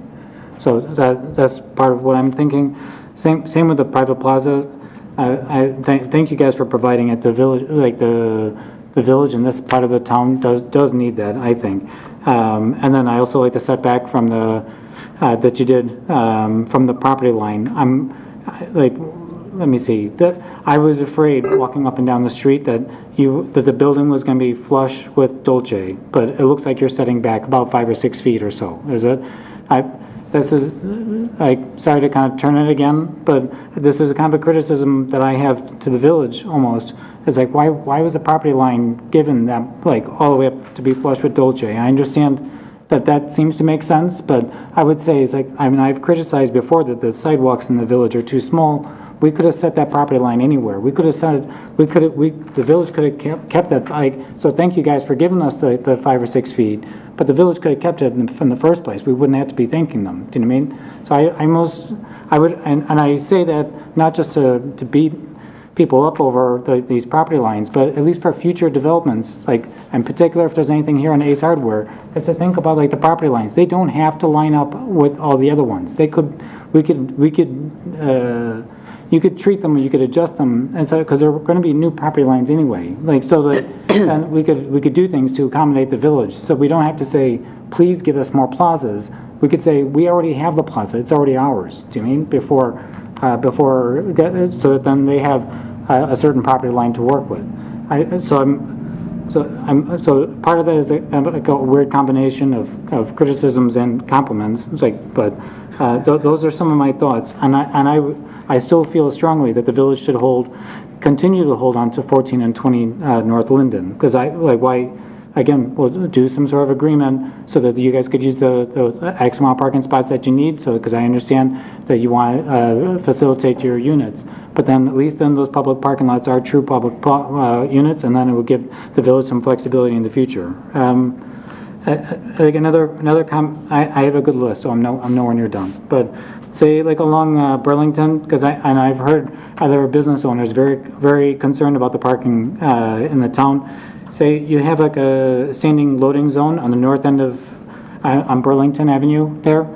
Let me see, can that be extended like a good like 60, 80 feet to the east and then provide parallel parking? Is that possible? Can we do that? We've explored providing parking along Burlington and portions of Linden. It did not seem feasible. Like, seem feasible, or did not seem feasible for parallel parking could likely happen, right, but not perpendicular or angled parking. Right. And so I'd like to answer that. It was actively discussed, and the safety factors as you round the building and then run into someone trying to parallel park was one of the factors to say that it wasn't a safe option. Yeah. And I can understand too, like perpendicular, you don't have the room. Correct. I only bring that up because across on Burlington, we do have some of those angled spaces that were there, that are no longer there. Right. And again, to say that we don't have the room, that's again, a new property line, that property line could have been adjusted to accommodate like potentially some parking on that street. I know that might have been more of a stretch because there's still concerns of cars swinging around the corner, but like that's where, say, again, for any future developments in the town, say Ace Hardware area or other spots, is like before we divvy up the property lines, then we could do that. Now, this land isn't sold yet, so that's why I'm thinking these lines is even as difficult it might be to work with the county to make to set the PIN number and set these property lines.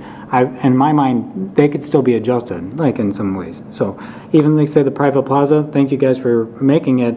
I kind of like it I would like it more if it was a public, like 100% public plaza, and the village could do whatever it wants on it. Like, so anyway, here I'll go to some of my other questions. Can I ask what the sale price was of these 3 properties? We'll look to my attorney. No. Still negotiating that, and it's not relevant to the zoning matters in front of you tonight. All right. So, and then, can the rooftop deck on the retail area, could that be a green roof? Sorry, could you green roof on top of the retail cast? Yeah, I think we'll look pretty sharp. It'll also look better. I can't agree to it right now, not knowing what I don't know, but Come to the microphone. Sorry. Thank you. The question was, could we introduce green roof on top of the retail along Cass? I take that as a challenge. I can't answer that right now, but we will explore it. We could also potentially put it on top of the whole building, but I think it'd be a nice feature looking out of these units and seeing green. So I am picking up what you're putting down. I will say that a portion of this roof has to be utilized for mechanicals for the retail space. So we thought about maybe you could carve out some chunks and add some green features above, but that is a key priority for the roof. Yeah, so thank you. I did see the RTUs on it. I'm wondering, yeah, could it be a green roof? Could it even be like an accessible green roof? Maybe I don't think, maybe I shouldn't care so much about your second floor tenants, or like your other residents, but it might even be like a nice feature for them to be able to walk out on over it. Yeah, it is something we've talked about. It's, like Drew said, it's something that we're exploring, just how that would be with the residents, and do we flip public space there and things like that. Thank you. Let me see. I've made comment, like, I've sent some messages to the village before about what we kind of use as a community sign now, like on the same corner of like, say, this plaza. We often just like string a banner from like a lamppost to a street light, and it looks a bit tacky, I think. I mean, it's very informative. It's like a good spot, like to find out village information, what's going on. But I kind of would like to see a more permanent type of feature of a village community sign, like rather than just stringing a tarp across between a lamppost and a traffic light. So, are you familiar with what I'm talking about? I'll pull up a picture another day. Again, that's unrelated to this development because it's not something that the village can legally require the developer to do. No?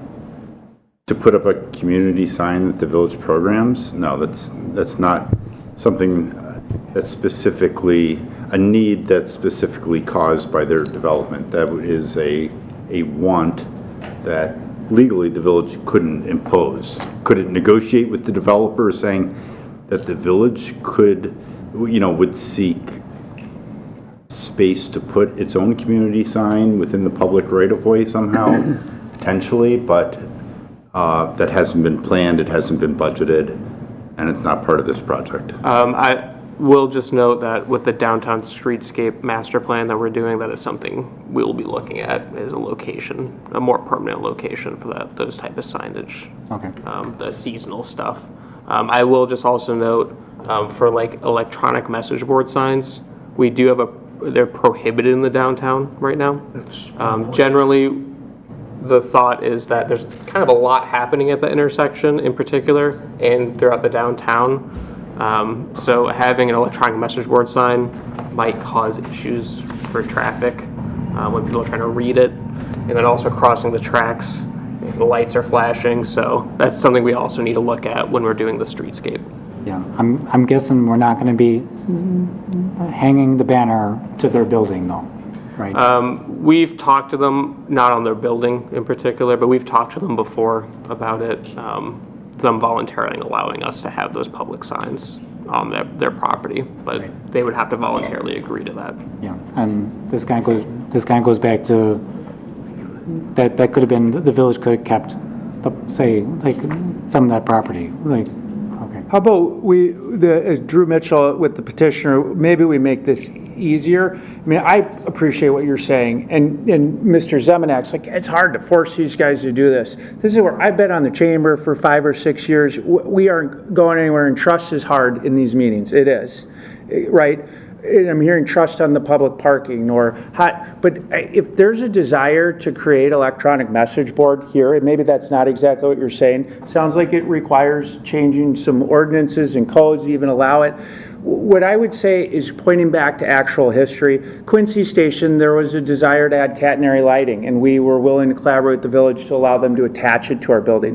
When Scott says the developer has said that they would allow banners, we would like to actually maybe spend a little time on that. Maybe there's something that's small infrastructure that it's installed, and it's so, I don't want to be dismissive of it at all, because I do see where you're going. And these are bigger picture things that are kind of hard with these rigid plan commission and village board. And when do you introduce creative ideas? And a lot of times the train's left the station. It's one of the things that makes our job very hard, to be honest with you. So what I hope you hear from me right now is I'm willing to work with staff right now to incorporate a cool way to have a banner hang there. And if you guys want to make it happen, we will help you make it happen. But if I hope I'm not out of order. Thank you.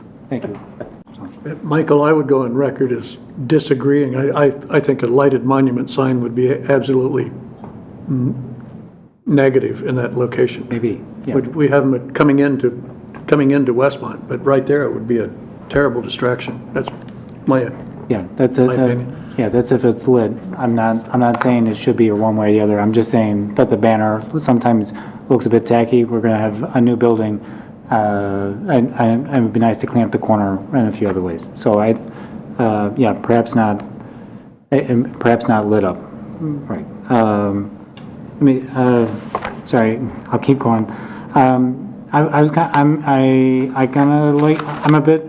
I kind of like your micro retail spaces. I'm kind of curious, why do you have them and why not you just make that part of the retail? Like, is there, and then why, you have like two of them. I'm surprised it's not just one space, like 2 at 400 square feet. I don't know why it's not 1 at 800, or why is it not part of like the main retail space? Is there? These are the sizes that we're seeing around the country. Yeah, and that it's really not made to be. Again, it's a growth space, and we want them to grow out of it. I mean, that's the thought behind that. And we had room for 2. We put 2. We also want to get more activation down that plaza. Let me see. I'm starting, like, at first I didn't care for the Art Deco style, but I'm starting to get used to it. So already in just minutes. Let me see. Is there any trees on the amenity deck?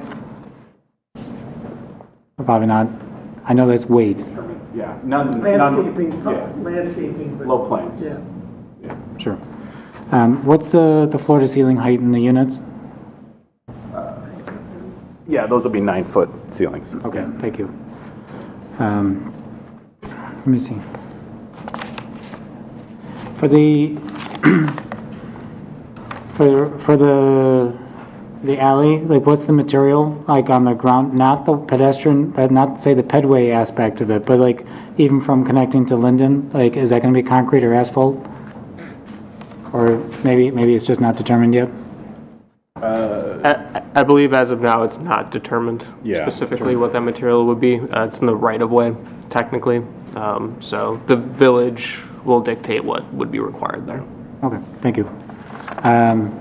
Say for 24 North Linden, I like as far as the fence, I know that 6 foot is often like a standard everywhere, but I don't know what's so wrong about doing like maybe letting the neighbor of 24 North Linden do an 8-foot fence, and sometimes there's codes that say they could only come up to the front yard setback, but I would think, and this could be between you guys and the property owners and whatever, of adjusting that so that maybe it could come even closer to the property line if they choose.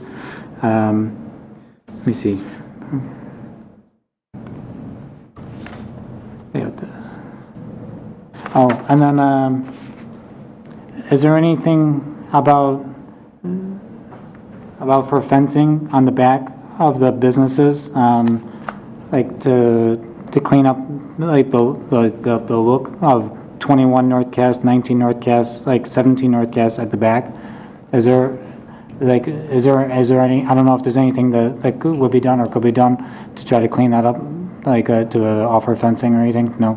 It would be up voluntarily for the petitioner to reach out to them if they wanted to do that. We have no requirement for that. Sure. Okay. Anyway, I think that's my questions for now. So thank you guys. I'm sorry to throw a lot at you.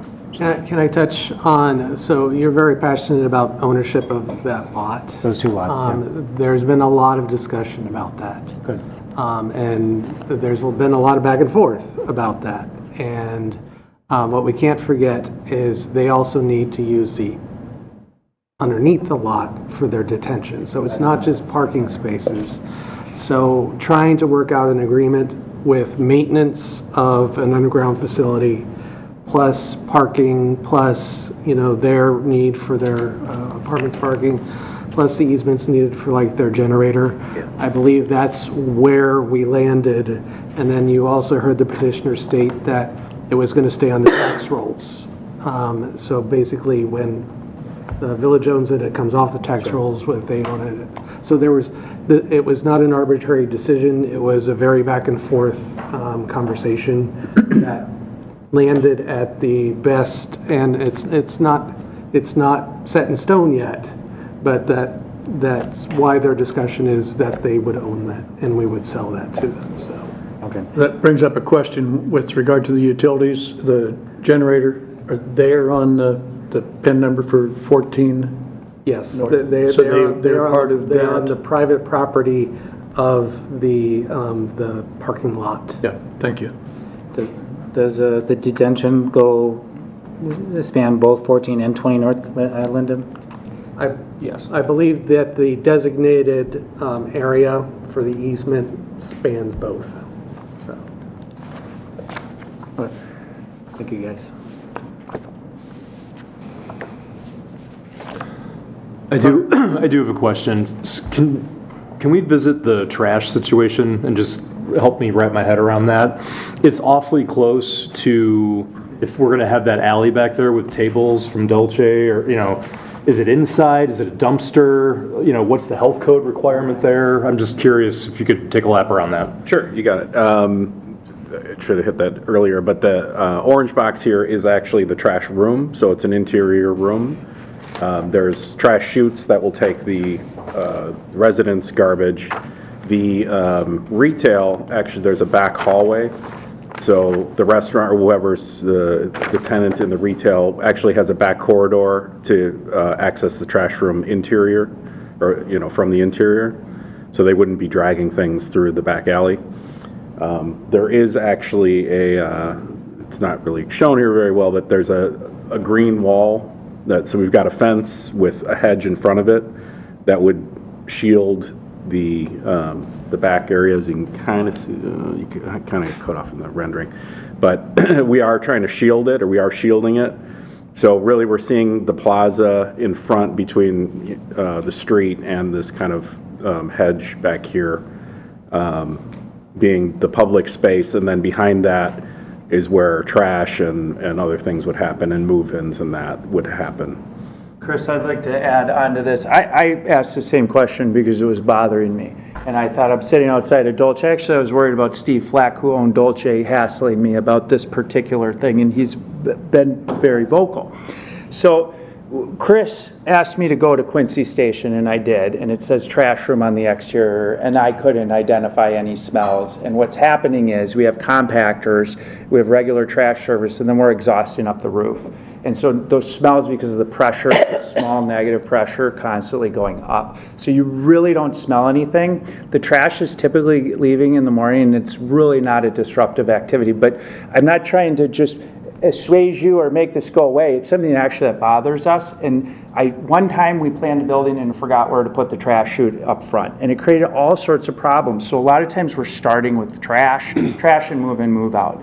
And we're also doing 2 chutes, one for refuse and then a recycling chute, which is a complaint from the people who are really like to recycle. We have not had a chute for that, and it's been a source of complaint. But specifically on the smells, I don't think you have to worry about it. Chris is visually screening the edge of that alley. We have interior air movement that's exhausting to the roof, and then regular trash. So we keep our trash rooms clean. We have a hose bib in there so that we can clean them. And we're going to keep talking about refuse. One last thing. Please. We have on-site engineering, and the building engineer takes the trash, rolls it out at the time that the truck's arriving. It doesn't sit out there all day. Sure. It just goes out, it comes right back in. So that's part of the. And one last question with that. Is there a wall or something that's going to separate that dining area from loading and garbage pickup, or is that just? Yeah, that's what I was trying to explain there. It's hard to see, but there is a little, there is actually going to be a fence there. Okay. With a hedge in front of it that will block that area. Got it. And then the loading area is really made also for the trash truck to back up. Yep. Our vision is that this doesn't just stop, though, where there's that screening wall. I mean, I really want to look down this alley and be invited and feel welcomed. And so even this visual separation you're describing here, I like it. But like where we're showing a truck right now, there won't ever be a truck there, like twice a week. So it's not going to be utilized. It's not a heavy utilization. So I think the point that I'm trying to make is that I really view this as, like, even if the material could we have beautiful alleys here. And I did hear the village engineer say that they're working on trying to incorporate in getting this alley done. And while I share concern about having, too much surgery going on at once, sometimes when the body's on the table, it's the right time to do it. But mostly, we have really big visions for how this is going to work. It's going to be, for a lot of people, the first thing that you see as you're heading south. The archway in Westmont that we used to have, or some of the inspirational imagery. So, all right, I'll get off of it. But mostly, Chris, I'm challenging you a little bit that we can't just stop it there. Oh, we're blocking, with the green wall. It should continue all the way through, all the way to our parking, to our community parking. Thank you. Thank you, guys.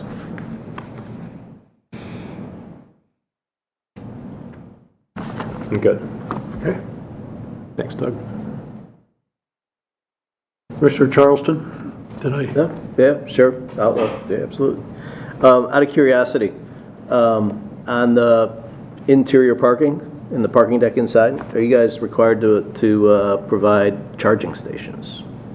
And will you be required to put charging stations on the outside parking lot? Very good questions. This is probably getting into where NETA and the people over parking probably is in disagreement with electric vehicle charging needs.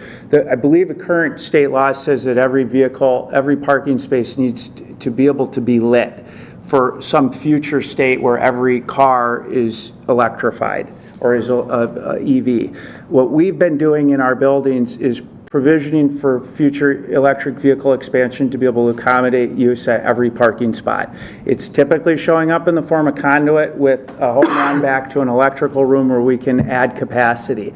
Now, ComEd will say, well, you can't turn every one of those on. The amount of power we'd need in our building, if we had the capability of putting EV at every station, it doubles and triples, and nobody's ready for it. So there's load balancers that you get that allow you, and I'm probably putting people to sleep. The point would be that we're going to be running electric vehicle charging out to that parking lot. That's a positive answer, yes. And then inside of the building, we're going to be constructing this in such a way that we can, at some point, have electric vehicle charging at every spot.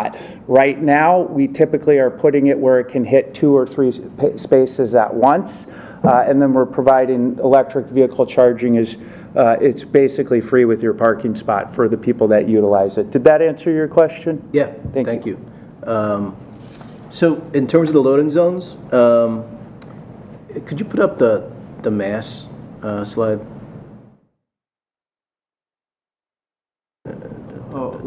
I think it's the second one. Thank you. There we go. There you go, back, yeah. So, on Burlington, I see some like, and obviously this is sort of superimposed or whatever, so it doesn't reflect it, but there was a rendering as well. So you've got a small cutout on Burlington, really close to the plaza area, and it didn't show up in the renderings, and so that's going to be a small area. I would imagine that because it's situated near the front of the building, would likely be where rideshare stuff happens and all that other kind of cool stuff. So if that's the case, do you guys view, where do you view the remaining 2 loading areas? One is on the turn onto Linden, on the east side of the building, and then of course the one interior to the alley. Is the one on the east likely to be the one where you get tenant move-ins and tenant move-outs? Correct. This one on Linden actually is created for that, and there's actually an elevator and a move-in area for it, yeah. Okay. And then out of curiosity, so it's interesting, I've got the development plan and the landscape plan in front of me, and on the landscape plan, the plaza on the southwest corner is referred to as a public plaza. On the development plan, it is referred to as a private plaza. Just curious how you guys actually view it. Originally, we're calling it a public plaza. I think she must have had an older plan and didn't update that, but we've all agreed that it's a private plaza. Yeah, staff recommended changing the verbiage, so we didn't run into issues in the public hearing related to the public plaza. Got it. But that was an older document. Yeah. As it relates to 14 and 20, I personally don't have an issue with you guys buying it and then paying the money to develop it. So we appreciate that.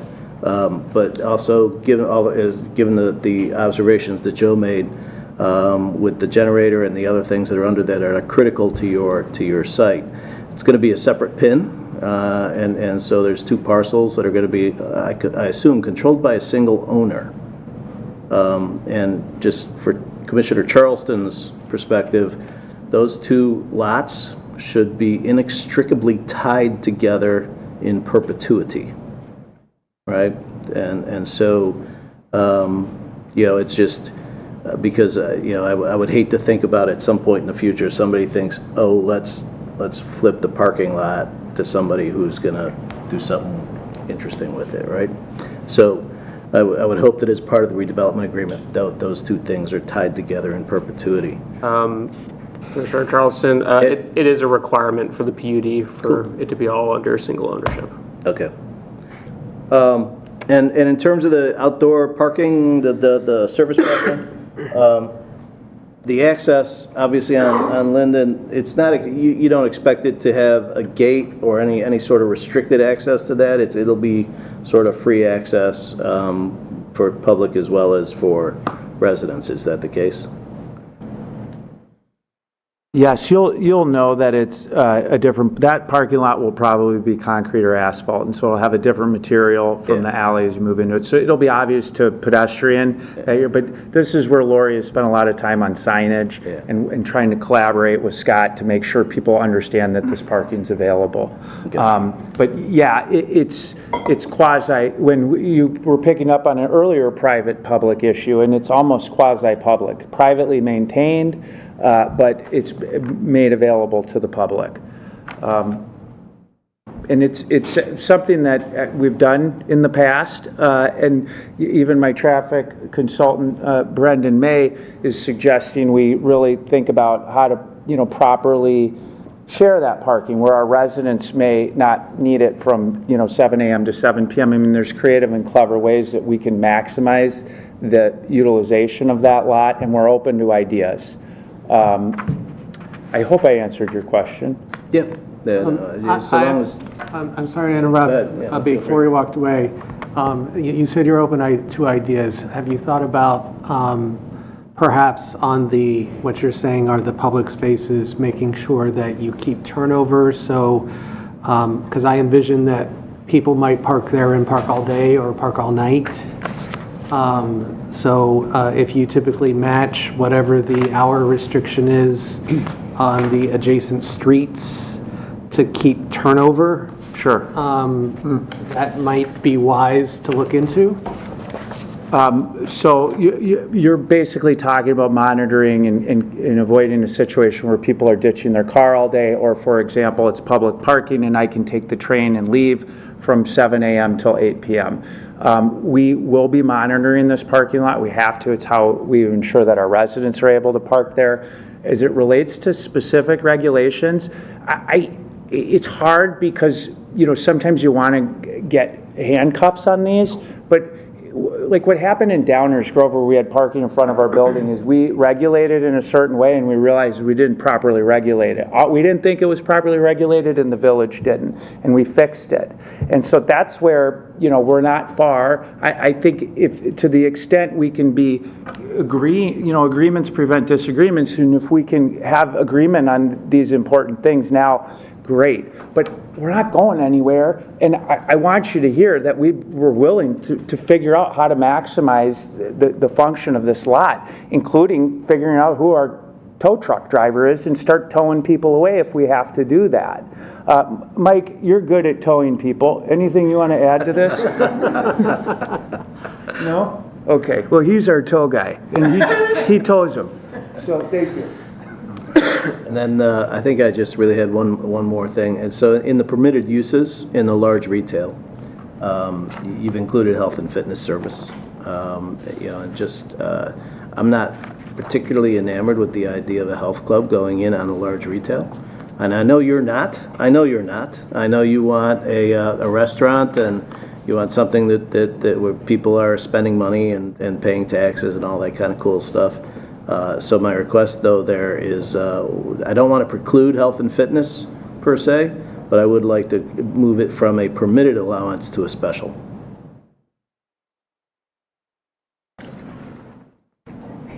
We're okay with that.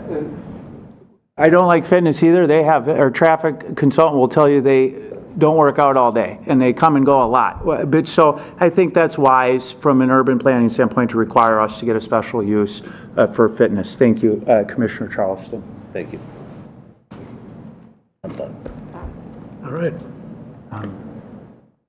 Go. I think it's great. I think it's a great presentation. I do zoning law. I'm familiar with this. I've dealt with village attorney plenty. I've dealt with fellow commissioners plenty.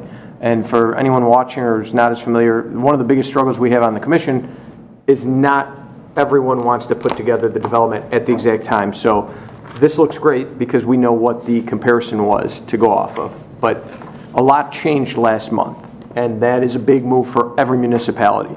I mean, conceivably, if someone takes this footprint, turns it, and goes up north, they don't have to put any parking potentially now. And that's something that we're going to have to deal with now because this is coming from the state. So I love it because I know what the alternative could be, and it's substantially worse. I love what you said because it echoes a lot of what our residents said about that tunneling.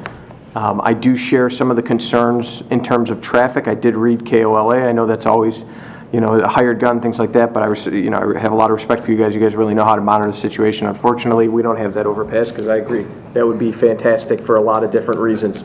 But the two things that I wanted to point out, one is, and this might have already been resolved with staff, the standing and loading zone that's on Burlington. The only concern that I have, and KLOA, is, let me know if I understood this wrong. I thought you said 45% are going south, right? So my concern is how close that standing zone is. If almost 1 out of 2 cars or Ubers or whatever that is are going to head south, they're going to be blocking the lane that allows cars to turn northbound, potentially, if you know what I'm saying. So I do wonder whether we should, I know Commissioner Lynn was talking about expanding it. My view isn't that, and I know it's a little bit further away from the entry, which is probably why you put it there, so I'm not knocking that, but maybe we move it eastbound so that it allows the potential drivers or delivery drivers to get over to the southbound turn lane so they don't block the northbound turn lanes, if that makes sense. Or maybe this is adjusted and I'm completely moot in what I'm saying. So no, I'd say a very valid observation. So we can work with staff and the team on what that, from a capacity standpoint, what the 50th queue or 95th percentile queue, and make sure that we're in a position where that vehicle can get that turn lane. Yeah, just because I'm envisioning UPS drivers, FedEx, Amazon, they're going to stop there. Turn across and the then lane. if they have to go south, especially if that's their normal route, we're going to be dealing with those trucks constantly trying to cross over a lane. And then we have the tracks going down, so if they get hit by the light because the tracks went down and now we're blocking it for the next 5 minutes, it just seems something we might be able to resolve. The only commentary I just want to add to that is, because we have Quincy Station as an example, there is they don't have a pullout like this. I know, it's horrible. And a lot of times, Amazon or whomever, even if they have a pullout of some kind, they'll just ignore it and park on Cass. So we got to make sure that's close enough for people to see it, to know that that is a place that they can stop and unload for parcel deliveries and whatnot. Because a lot of times, if it's too far down east, they won't even use it. So that's my only recommendation. We got a tow guy. That. Yeah, he tows. The village should do something. Okay, so understood. But That's yes. one thing. The trash rolling, I think that's great, especially with that green area. I want to make sure that right behind where you guys queue the truck for the trash, this is going to be like concrete, or maybe a shrub or whatever it is, but is the idea so that it's almost like a banister to stop traffic to potentially roll through? So whatever that's going to be is not going to be like a... Yeah, the intent would be to have a curb, so they something could, preventing them from going forward. Yeah, pull all the way down the plaza. Bollards. Or put bollards, yeah. Okay. Yeah. That was my thought process too, and this, and then the only other item, and this is going to go to council, not to make life difficult, Commissioner Lynn and I are kind of seeing eye to eye here, and I think everyone's concerned of not necessarily them, but what happens in the future. And I do think, given the recent law passing, we'd be remiss if we don't do it. But just a proposal or maybe something to take to the board, what if a consideration of just keeping the option for the village to buy? You're talking about the For parking 14 and 20, yeah, because I'm thinking about it, it stays on the tax rolls for them, but if the village were, and we allow them, that option to buy will always allow them to have dedicated parking rights or whatever, if they ever want to do something, it counts towards their square footage, whatever is needed. I'm trying to think of the best example I have is the Drake offices in the Drake Hotel over in Oak Brook, where they're allowed to use part of that as the square footage when it comes to bulk area, FAR, they might have gotten rid of all of it. But the thought behind it is, it's going to be if we ever wanted to buy it, we have the ability to, and if we ever want to buy it, they're guaranteed everything they already have, plus it's going to be a win for them because now they don't have a tax property tax bill, so they're going to get more NOI. So I don't think it's a my only concern is, if all these units to the north, someone wants to build something and they don't provide parking, are we going to say, God, we should have maybe considered keeping that option open? And I don't think it'll cost anything, really, if we can just simply say, hey, we have the ability to buy it back or essentially take it over, because they'll have all the benefits, but we'll have the ability to expand a parking deck. If the gentleman here, again, I'm not trying to put you on the spot, but if it turns out that the bunch of this downtown area starts sparking development, the only other building that I could think of that could easily sell both is maybe the bank, right, further to the north. So if all of a sudden now we have that on the north, that on the south, and it starts closing in, I mean, there might be people that say, hey, we don't want to be here. And if he says, hey, I'm interested in selling, the village might say, yeah, you know what, we can put this together. I don't think it would be a good idea to foreclose the future ability to do that, as unlikely as it will occur, because we know how this works. But if it does, and again, I would never bring this up if it wasn't for what just passed down in Springfield. Because now I'm thinking, like, we might not have that say that we want in terms of parking, depending on what our future developers do. And that's all I have to say. I think it's great. It's a great presentation, great proposal, great team. I think, well done. I was just going to say, thank you, Commissioner Simpson. I wouldn't have thought of wording it that way, so I think that, thank you. And I just I know I came in swinging, but just, I am very happy with like the elevations, the rendering helps a lot, of course, but just the overall massing. When I saw the elevations before, I was put at ease by a lot, because I thought that you were going to use up every square inch of the property line coming up to Cass, and I thought that it was going to cause issues. And when I see that, I mean, in a sense, you could be building on top of the retail, really. You could be doing a whole lot more square footage, but you're not. You're kind of holding back on that. So for whatever reason, but I appreciate the massing that comes with your presentations. Thank you. One other item I left off, and I apologize. I just want to confirm this. The public parking that you're designating there, is that free parking? The idea is it'd be regulated and free. Okay, so if the village wanted to do like required decal, the village would have the ability to issue the decal, but it wouldn't be the owner charging for someone to park in the spot. Because I think that's the thought process here that I'm operating under, is that anyone, if they're going to those spots, can park there and not pay. Yeah, so the ones labeled public parking, the petitioner, our understanding from the petitioner is that those would be maintained right now by the property owner, free for the public to use. The residential spaces would be the ones that would normally have either marked by numbers or have the tag on the car. Okay, that's fine. And those are the ones that we're contemplating making available between 9 a.m., 5 p.m. if they're not being used, that they could be used similarly to public parking spots. Is there anything that would make sure that those stay as public after the development's done? Like, yeah, the redevelopment agreement will require that. Thank you. Okay. And I think as far as when it comes time to voting on these items, I think those are, both commissioners made good suggestions, and I think it's going to be something that gets discussed as we put the redevelopment agreement together. It's not something really on the agenda. If someone feels like once you vote on the items to make a standalone motion to recommend to the village board that they consider it, I think maybe that's the best way to handle it. Okay. Craig, you have a comment? Yeah, when I first looked at it, I really liked the building. And I think you guys did an excellent job.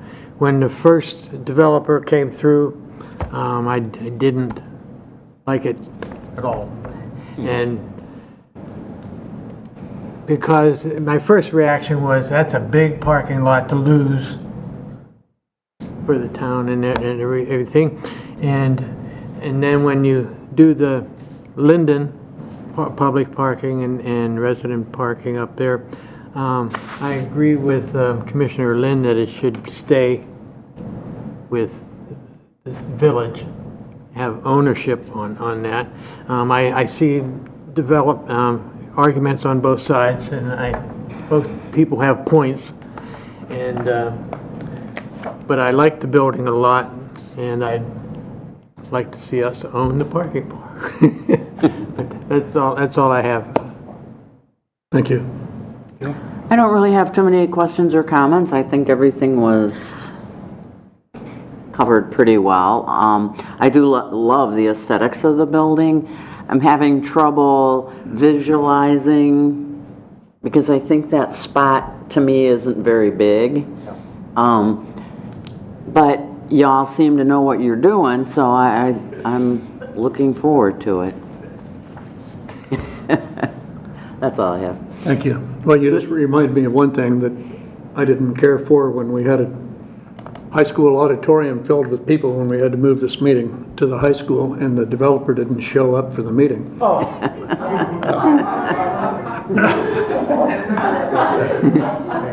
I won't forget that. I do have one other question. Please. For the architect, this is a cool little mini Texas wrap, like a little mini Texas wrap, right? That's an 8,000 square foot, I think you said, amenity space or something. Have you done one of those here around Chicagoland or somewhere else? Yeah, actually, in Lombard, there's a building that we did for Holiday, and then currently there's one being built in Itasca. That was So those both have these huge amenity decks. correct, and then their Downers Grove project also has same one. So yeah, so they have a lot of experience in programming these spaces and putting these together. No, it's very cool. And like I said, it creates this little mini Texas wrap thing without cloistering the buildings. Just one more comment, because it's on the record, and I'll probably get in trouble with this later, but thinking about that parking lot, and, I'm hearing Mr. Hennerfine talking about storm, it's a detention facility, that's part of infrastructure, it has cost to maintain and obligation to maintain. But also, as a developer, and I'm not trying to pull out my crystal ball, but we're using parking less than we were even just a few years ago. And when you're in these TOD settings where we have pay spots and you have Uber, which didn't really exist the way it is, like there might be a world where that does become a parking structure or something someday. So what I would offer to Attorney Zemanak is that if there's some sort of right of first refusal, maybe there is a clever way that's simple to approach this, and I just want you to hear from us that we're willing to engage in those discussions, because I'm picking up, what you're saying, we have control of this in the long run, and if a developer changes or what, but I think that the redevelopment agreement for everybody, I mean, it's a contract, it lives on, and you can hold us to account for about anything you want in there. So if I don't know if everybody agrees to that, but just don't. What I'm trying to say is, it's not like you're an attorney too. We have this redevelopment agreement to identify and address a lot of these, and we're taking notes, and I think a lot of this will be coming up. So thank you.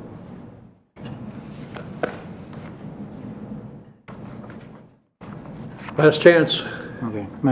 Go ahead. Thought is, I like your plaza, but so much so that I'd like to make it bigger. Like if there's an opportunity to make it bigger, it would be nice. But I understand that would be shrinking your retail, which I mean that's retail cash coming in. So I don't know, but anyway, I could imagine on that corner that once it's built, that might feel a bit small and might kind of be not, it might, to me, just looking at the plan, it looks like smaller than what the rendering might suggest, but that's just my take, so.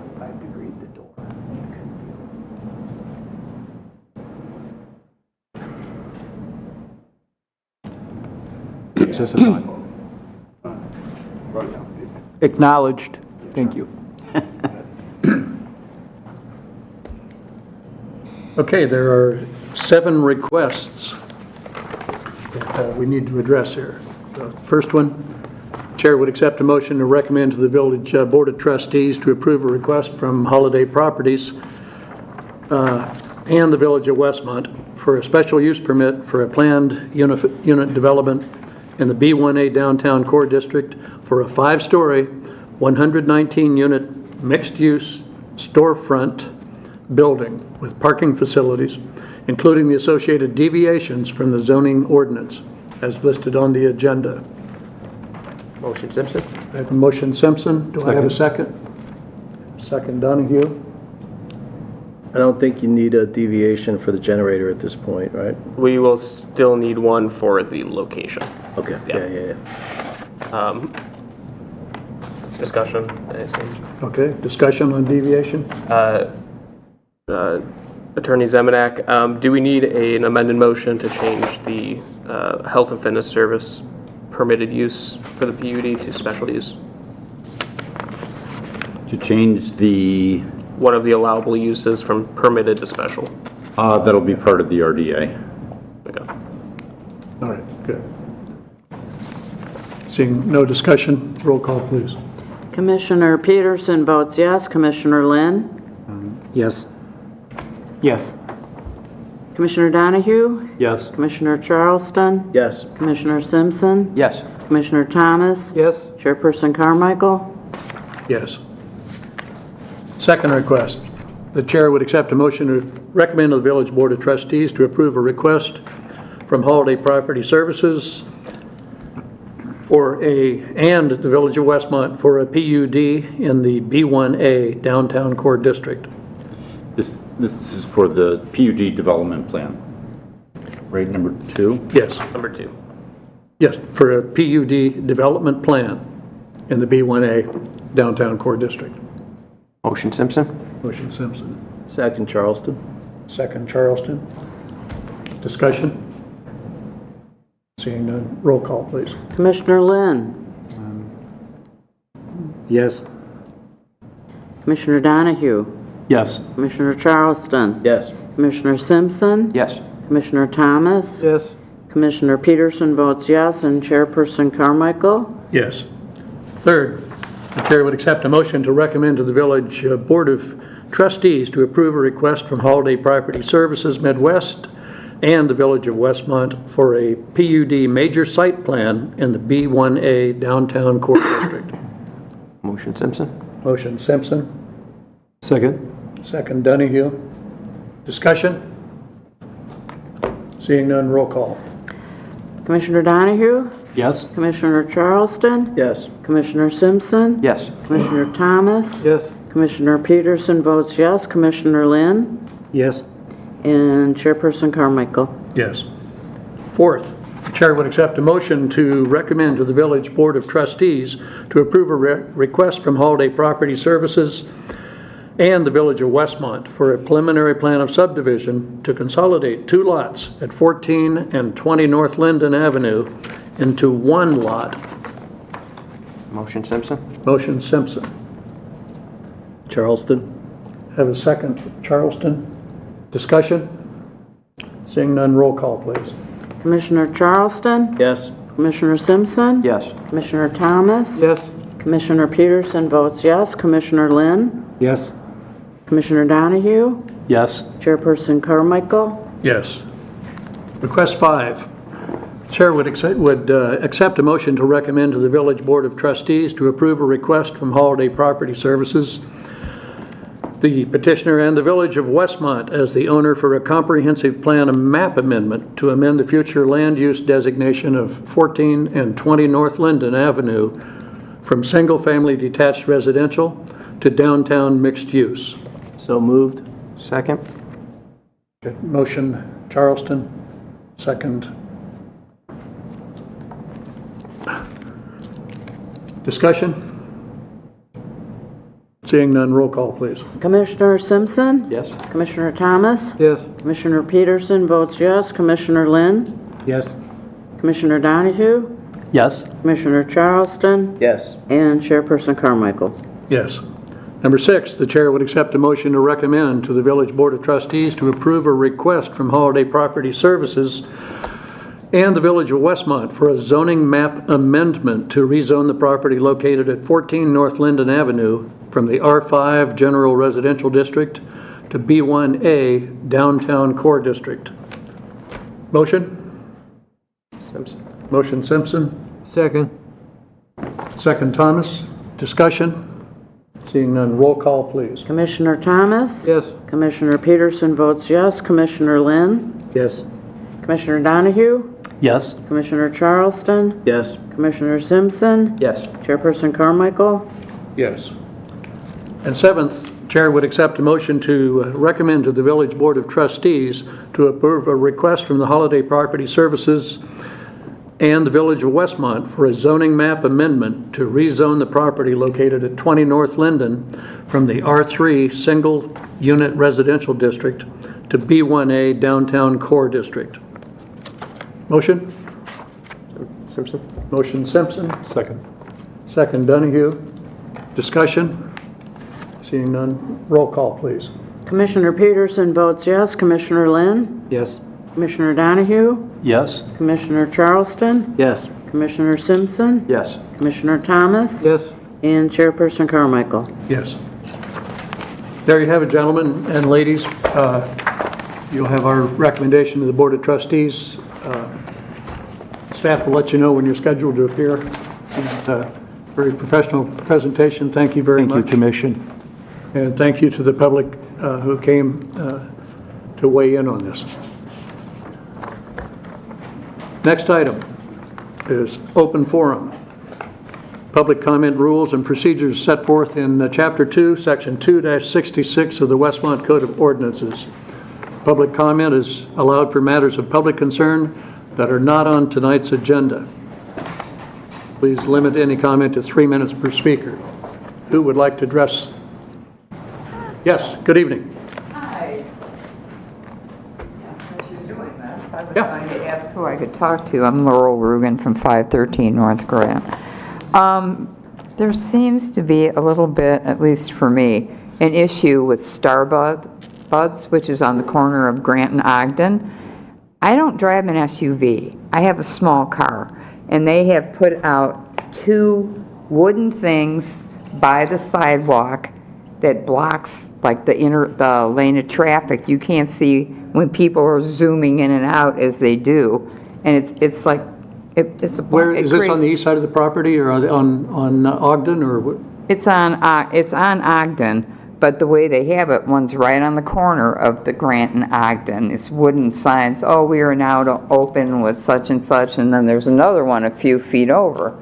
But it's like, you can't see.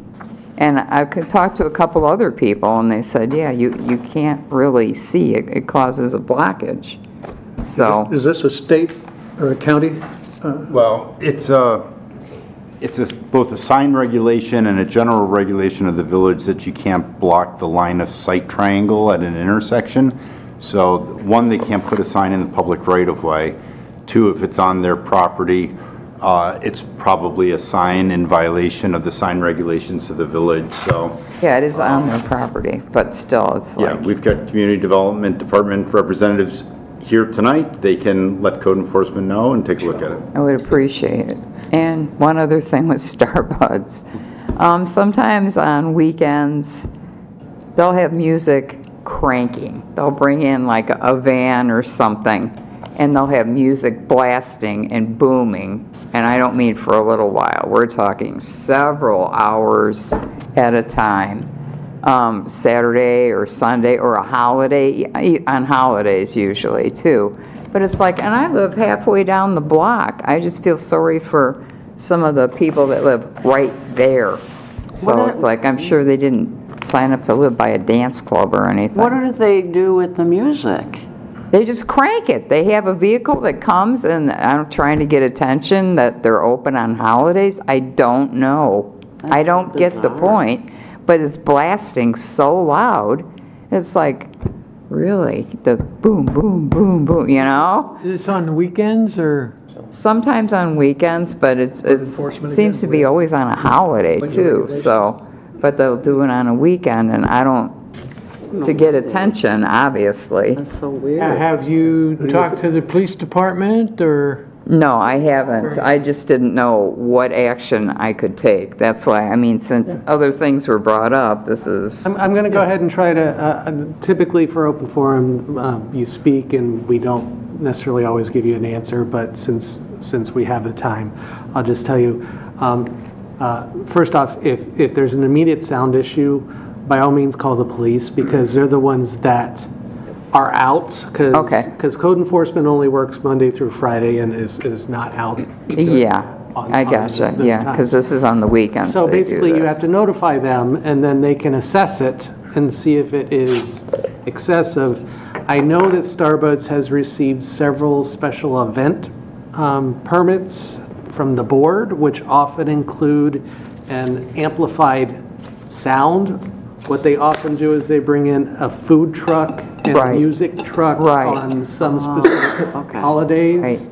But the thing is, if you still feel it's too loud, you can still report that to the police, because even though there's an amplified sound permit, there are parameters that they still have to abide by. But it's not like it's on and off. It'll just be continuous for several hours, and it just kind of gets on your nerves sometimes, you know? And because I know you are very active in attending our meetings, and we appreciate that, those special event permits always get approved by the board.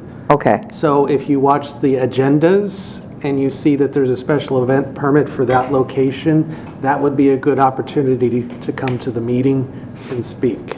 Okay, all right, I will do that. Thank you very much, I appreciate it. I'm glad I got to knock out two birds with one stone, so to speak, so thank you very much. Certainly. Good night. Okay, under miscellaneous, I will be gone next month, so we need to have a discussion to reestablish what the vice chairperson rotation to preside over the meetings in absence of the chairperson. This is under Village Municipal Code Section 2-446. Scott, you want to address this? Yeah. So with our requirements per our ordinances, we need to establish a rotation.